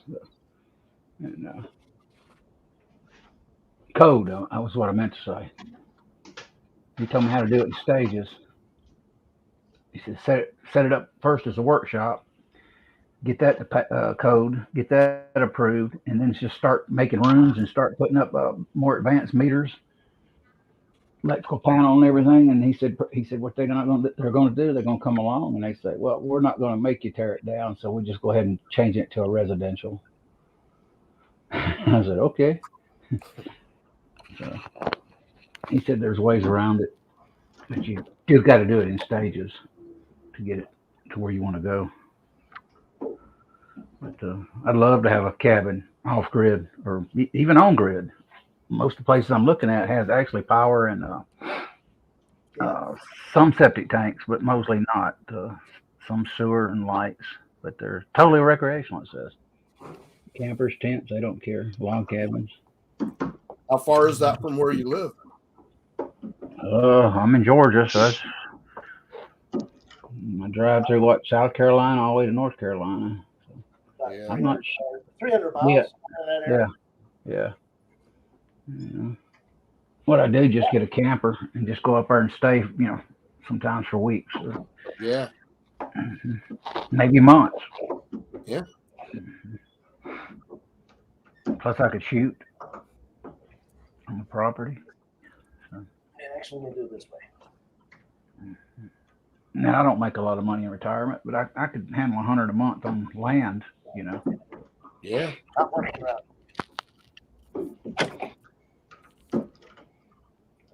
Do this. I got it. Try this.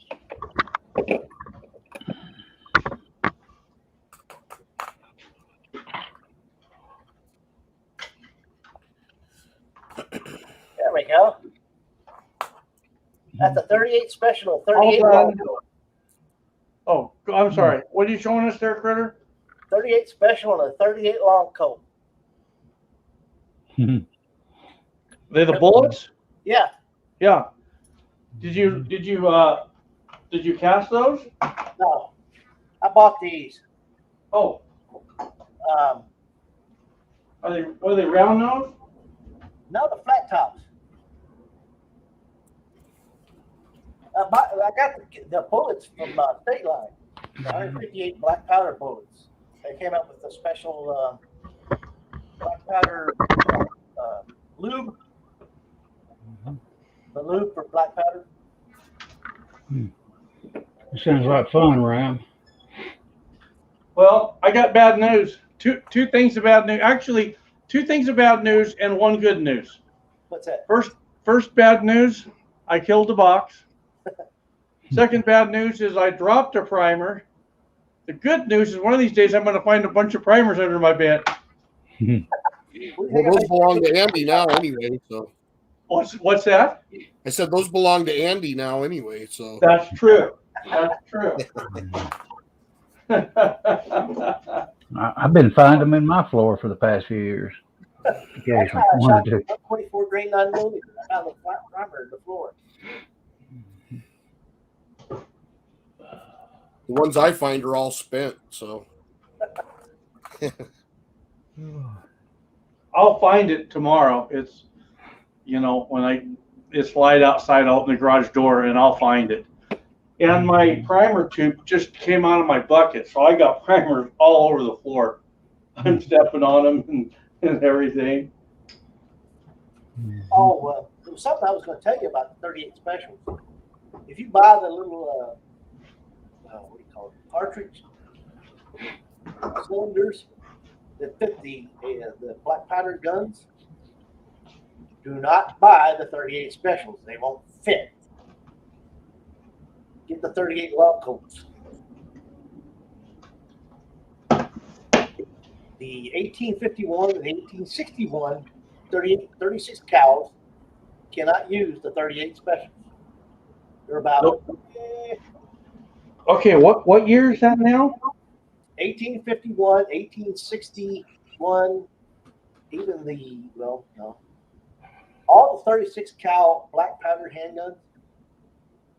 In the instructions or the description in Midway and other stuff, they said you could use a 38 special. They lie. It doesn't fit. It's about an eighth to maybe a quarter, but it's more of an eighth. Too long. It won't cylinder. It won't cycle in the cylinder. You hit the nose cone before you hit anything else. So that's why I went to the 38 long cone. They fit. And they also fit in all my 357 mags. I'm getting me a Uberti 45 Colt. I think it's about $700-800. Why? And chrome, yeah, here in Georgia, chrome plated. I think it's chrome plated. I want that gun. I spent $460 on 1873 Uberti 45 Colt. Mm-hmm. No, Ram, I don't think so. You're cutting the bullet. Hey, I just wanted to say hi to Eagle Eye Shooting there, buddy. Haven't seen him for a while. He's a good guy.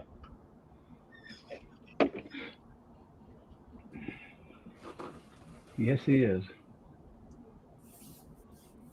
I don't know, Ram. Do you really? I don't think you should cut a quarter inch off the bullet top. I wouldn't do it. But the 357s, I can shoot these 38 specials all day long. I just won't be able to use the 36 cal black powders. Mm-hmm. I want to get me a 44 Magnum Blackhawk stainless steel from Ruger eventually too. Good to see you, Eagle Eye. I'll probably end up just carrying single actions even for self-defense eventually in my car. I carry a little Glock 26 right on my hip, right near my wallet. Mm-hmm. Some kind of numbers. I was thinking, what did I think of? I figured if somebody's trying to rob me, I'm going to have to reach for my wallet. Well, my handgun's right next to my wallet, right above my wallet. Mm-hmm. You there, Echo? Oh, yes, I'm here. And what's going on? Just checking on you. I actually didn't realize I was muted, and I had talked a couple of times, and I don't think anybody had heard me. Yeah, that's why I asked earlier. It's like we thought we put you to sleep or something. You know what I was thinking there for a minute? I said, Echo's letting us all talk here now. Hey, Ram, why screw up a 38 special when you can get one that's just a little bit smaller? Just kidding, 38 Echo. long Colt. That's why I did. That's why I did it. Instead of cutting that 38 special, I just ordered some long Colts. Mm-hmm. Same bullet, less space.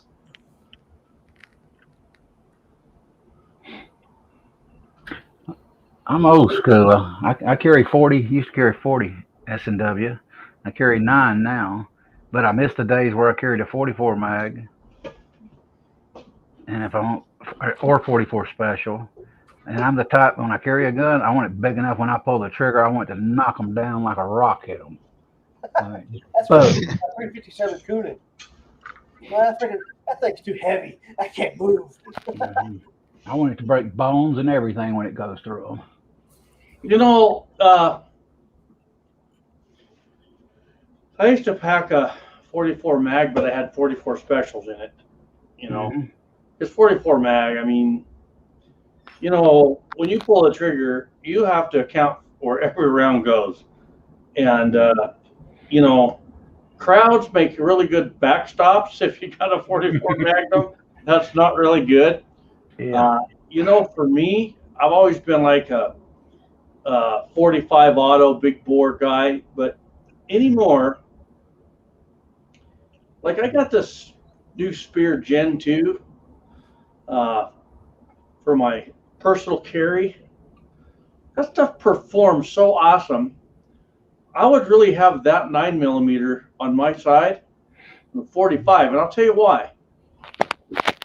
If you're doing your job equally well with a 45 or a 9, uh, one, the 9's going to penetrate better than the 45. Two, the bullets they have now and the way they perform, Mhm. just follow up 2 extra shots with that 9mm. That guy ain't going to get thrown up. You know, he's not going to last. If and what I'm saying is, like, someone will say, "Oh, it depends on where you hit." No, no, no, no, no. You have your choice of a 45 or a 9. Either one of those, you hit center of mass, you have more shots with a 9. No one ever complains about having too much ammo. Mhm.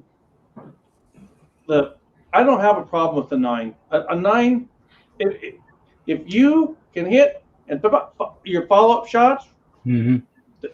done. No questions asked.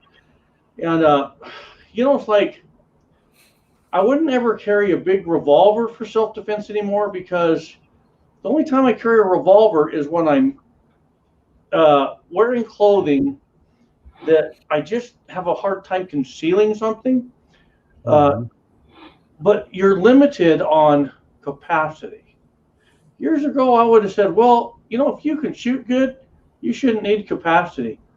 But it's a different world. It's a different world. You're Mhm. you're talking now. You're fighting multiple guys, and they all have semi-autos. Mm-hmm. It's not that it doesn't Yeah. have anything to do with you being a good shot or a bad shot. It has a lot to do with you got to step up to what they've got, and it's always the wolf pack against you. You know, um, the I was talking to Rob Bear, Western Powder.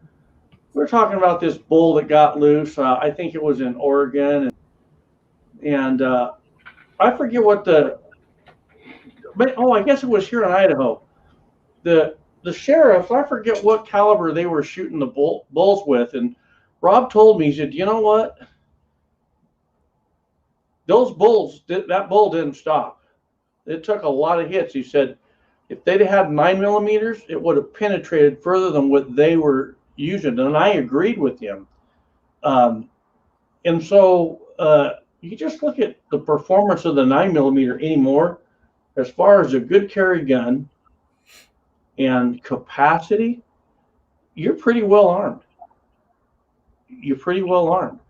Now, like, you know, my Springfield XD, I can do what, gosh, just, I don't even pack it anymore. What, 15 or 16 in the mag in the pipe? That's a lot of 45 auto.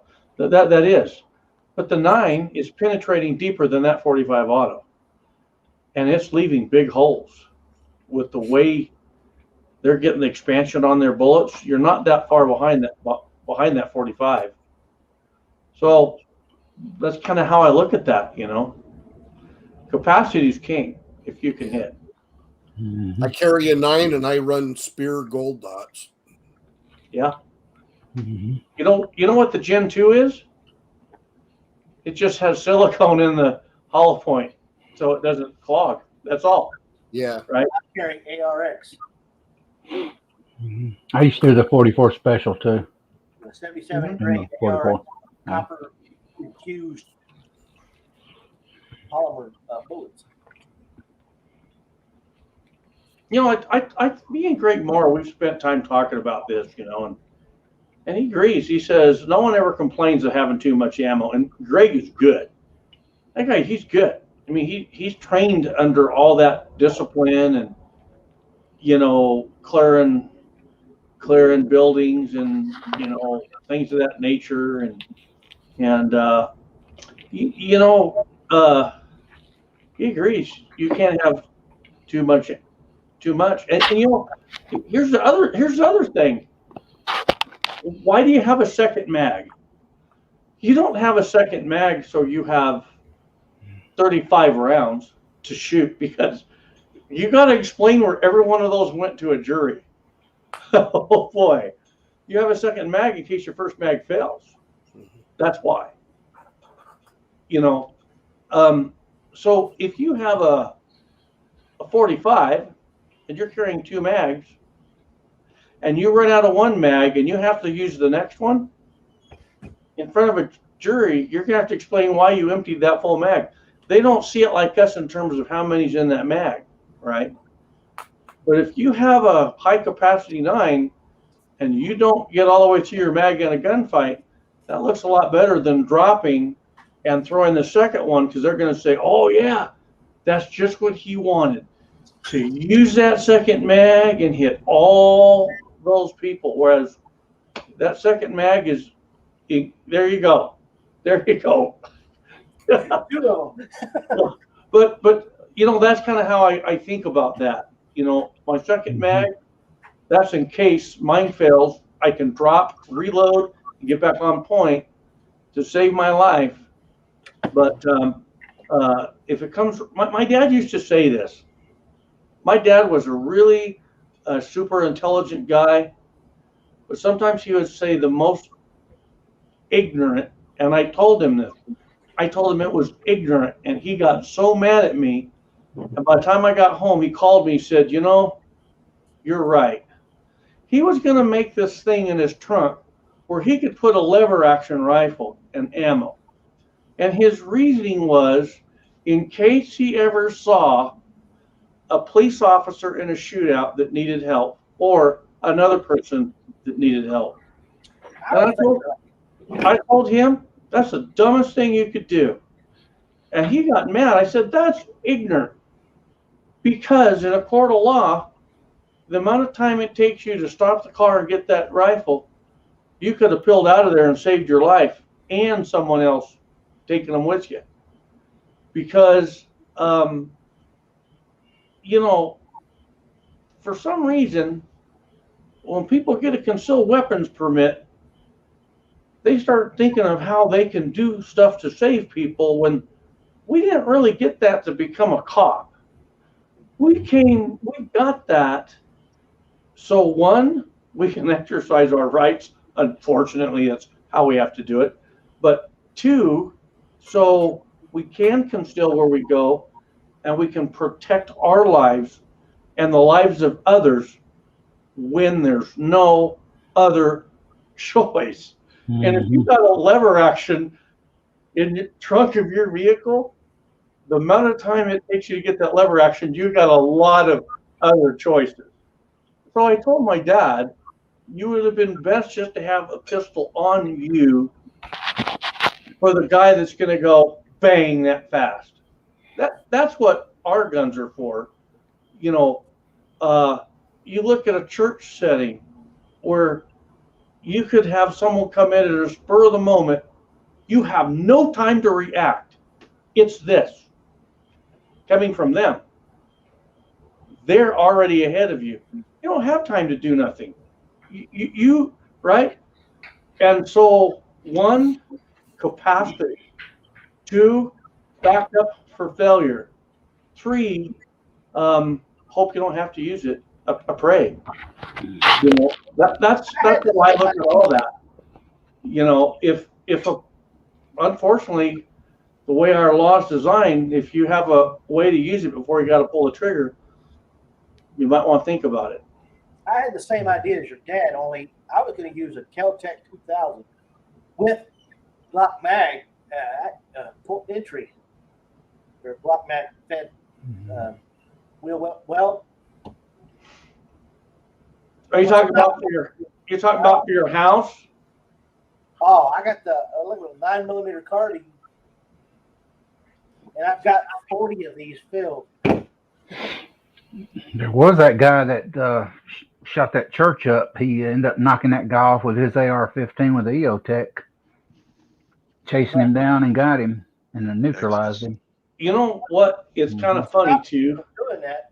because that same scenario in the wrong state could put you in the slammer. Yeah. That's what's so sad about that. That guy, he deserved what he got. And that guy, he was a hero. And sad enough to say,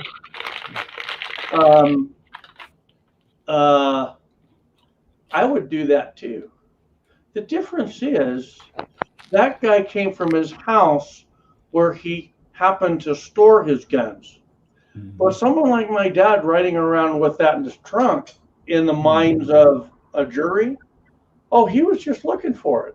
You know, that I wish it could be the world where we could have it in the trunk and use it.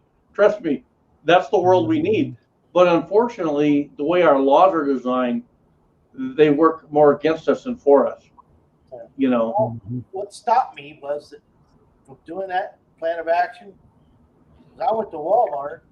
When I got out of Walmart, somebody had broken into my truck, stole my jumper cables, all the pennies in my cup holder, and left my Ralph all through the papers in my truck. Like, well, I stopped that noise. I couldn't figure out how to secure that little Kel-Tec inside the truck without having somebody steal the gun. And you're talking about a rifle that's going to be about this big folded up. This big folded up.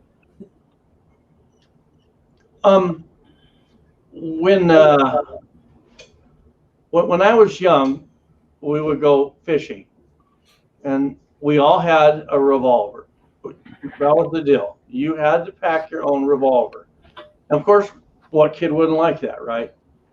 And so we grew up understanding that when you go fishing, a revolver is as much equipment as a reel. It just goes with it, you know. Well, when I graduated and moved out, I got to where I would fish after work right here in town. Guess what I had on my hip? Right, going down the Boise River, my revolver. And every once in a while, someone will call the police on me. And the police would come up, and they would always ask me for my ID and my fishing and hunting license. Some officers would say, you're carrying on the field. Since you got the revolver, do you have a hunting license? Even though they weren't fishing game, they knew the questions to ask. Every once in a while, someone will call the police, but all the police, I never had a cop say, you cannot have that gun. Never, ever, ever. You would never hear that. They would tell people he is in his right. And so around, I think it was around after the year 2000 is when we were able to get our concealed weapons permit. And so I got my concealed weapons permit, but now there was a shadow of something different in my mind. Now I'm carrying this because, not because it's my right, not, you know, for me carrying when I fish, that's just what we did. But now I'm starting to think that this is because I might have to protect myself in a gunfight. What's going to happen to me if I get in a gunfight? I never even thought about getting in a gunfight fishing. I didn't. It's just what I did. So I went and I found this attorney, and I spoke with her, and she told me this. And this was just after, this is what, been 20 years now? She says, I don't care what it is, what your reason is. You pull that trigger outside of your domain, you're going to jail. I don't care how right you are.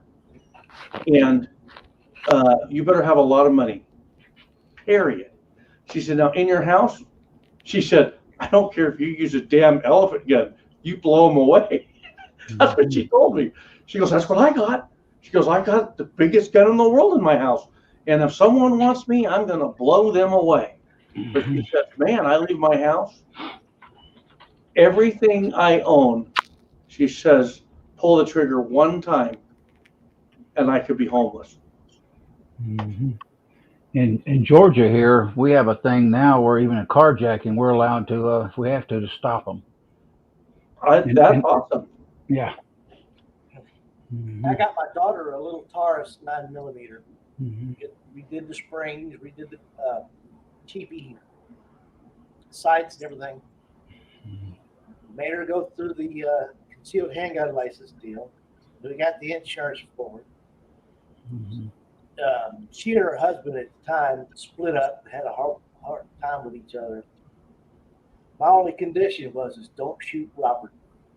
Don't shoot Robert. Whatever you do, don't shoot Robert. Her husband. Mm-hmm. Now, years ago in Georgia, the cops used to tell me in the 80s, you shoot somebody breaking your house, you better drag them to your front door. That was back in the times you're talking about, High Boy. Yeah. Eagle eye shooting just summed it. You're a hero if you can save those around you and avoid pulling the trigger. See, that's just it. I have some friends that are police officers, and we were talking one day, and they asked me what my mentality was. They just kind of wanted to know, and I said, well, if I was in Walmart, in the grocery store, and a gunfight starts out at the front door, I'm not going to engage because I could shoot an undercover cop. Or I could begin shooting and another cop come behind me and think I'm the bad guy. Yep. But what I could do is I could begin directing people, go, go, go, go, go, go, go, go. Now, if I get those people in the back room and some guy comes around the corner with a gun, I've got no choice. I've got no choice. Then, like he says, the problem is when the trigger starts pulling, at least I can say, I was looking for my exit. I saw a fight going down. I didn't want nothing to do with it. I was saving all these people. And the sad thing is, if you want to save people that's in the area of a gunfight, tell them to hit the ground, get down. Yeah. Don't tell them to run. Get down. Take cover. And some of the best cover is just getting flat on the ground and playing dead. Those are a lot of times the people that survive. It's I don't want to get I'm not trying to say who does and doesn't survive. I'm just saying, you got a gunfight break out. You need people getting down and getting people out of there and washing your own bacon as well, Does anyone know what the number one cause of death for security guards is? Well, I bet I can guess. Heart attack. Donuts? Get shot by a cop because the cop wasn't able to identify him. Yeah, my wife and I we've taken classes because we were involved in a security situation. And that's right. You guys did that. Yeah, we took a lot of classes, and number one reason security guards die is shot by cops. Yeah. Because any building, it doesn't have to be a Walmart, any grocery store, cops, they're familiar with most buildings in their town. If there's a gunfight at the door, they're going to come through another door. And your back's probably going to be at that door. And if you get in the gunfight, if I was a cop and I saw some dude shooting from check stand 3, I'm going to shoot the guy at check stand 3. I'm not going to even ask questions. Well, the other thing that we were told is partly why this happens, the good guys get taken out by the cops, is when they get the call, they've got very little information. Adrenaline, they're just lights and sirens, and they go to the scene, and they show up, and they all they know is man with a gun or person with a gun, and they go in there really blind. So it can end really bad for you, even when you're trying to do the right thing. It's kind of hard for a cop to shoot you when you got a bunch of people and you're just trying to get them out the door. they can see that. They can make sense of a group of people trying to exit and someone, boom, boom, they can make sense of that. They can't make sense of some guy with a gun. They don't even know who he is. Between 12 in the afternoon to 3 p.m., if somebody would want to take out Eastland County, all they had to do is stop off and load off a few bags of whatever into Dairy Queen. All our DPS counties and police eat at Dairy Queen at that time.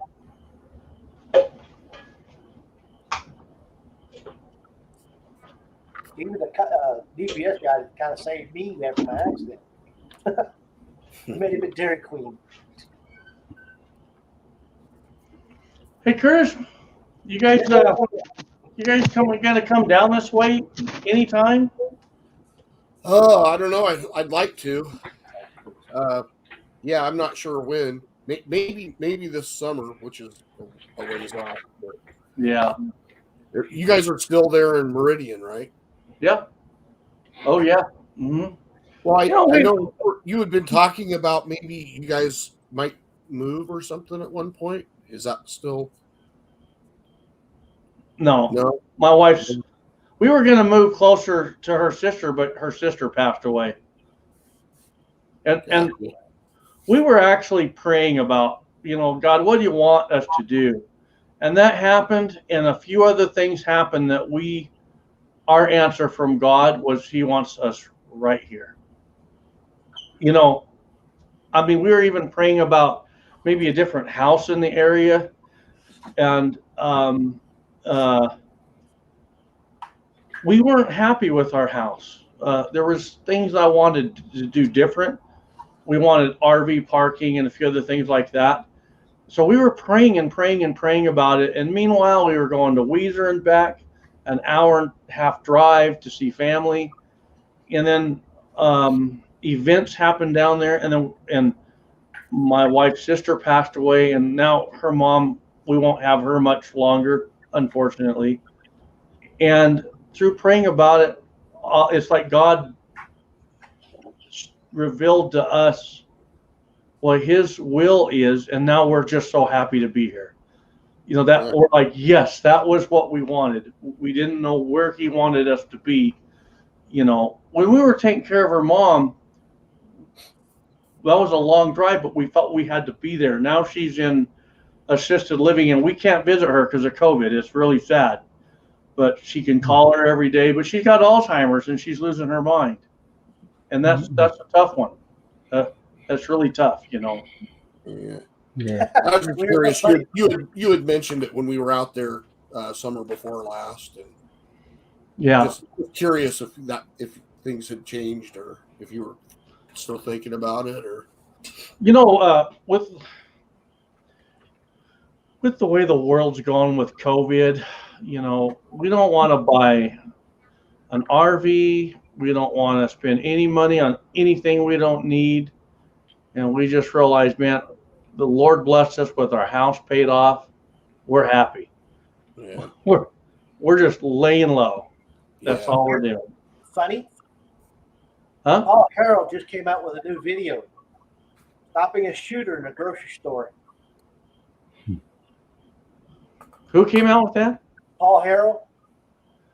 Who is that? CUG23. What the heck is his name? Actual name? Yeah, his actual name. Yeah, Paul Harrell. He's a YouTuber. He's actually got a huge channel, a huge following. He's a former military, I think, police, and he does a lot of just all kinds of ballistic studies. National Guard, I think. Hey, Critter, send me a link, would you? Okay. Maybe text it or however on the forum or something. He's in Washington State, I believe. He's just across the river from me, like a half an hour or something. Oh, wow. Yeah. He's in your general area. Yeah. I think he's like half an hour from me or something like that. So, you're talking to a guy from Texas. I drive 3 hours just to get to Dallas. Well, guys, I'm going to let you go. I'm going to go see what my beautiful wife's doing, and sit in my recliner for a little bit, and I'll probably call it a day. But I'm going after we have church in the morning.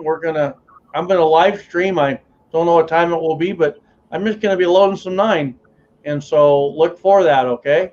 Okay. Yeah. All right. Thanks Absolutely. for coming on, High Boy, and hanging out with us. Thanks Enjoyed it. All right. Good to talk to you. And Curtis, Yes. tell Teresa that we said hi. I will. We talk about you guys every once in a while. It's not all good, but we talk about you. Oh, hey, you gotta, you gotta be square and put the bad in too. Nothing bad about you guys, buddy. We love you. Later, Okay. buddy. All right. So you guys have a good one, and God bless y'all. Thanks, Echo, for having me on. Not a problem. Anytime, brother. Night, High Boy. Elliot and Jim, thanks so much. Mhm. And we'll Enjoy it. see you on the forum there, Critter. Will do. Okay. You guys all have a good night. All right, we'll see you. You too. Night, man. I guess I'm out. I'll let Echo sign me out. Am I supposed to sign you out? Good night, High Boy. I don't know how to quit this thing. Hold on. Here I go. I see it. Okay. We'll see ya. All right, brother. Yeah, I'm going to bed too. Yeah, I think I'm going to shut it down and hit the bed as well. Yeah, it's time for this guy too. Yeah. What the hey. All right, ladies and gentlemen in the side chat, thank you very much for coming out and participating this evening. Really appreciate it. Come back and see us. Guests on the panel, thank you very much for coming out and participating. It's always a pleasure. Critter, Curtis, AR, you guys are great. Thanks for coming and hanging out. All right, see you on the next one. Good night, everyone. Night all. Night, everyone. Side chat. Good night. Have a good one.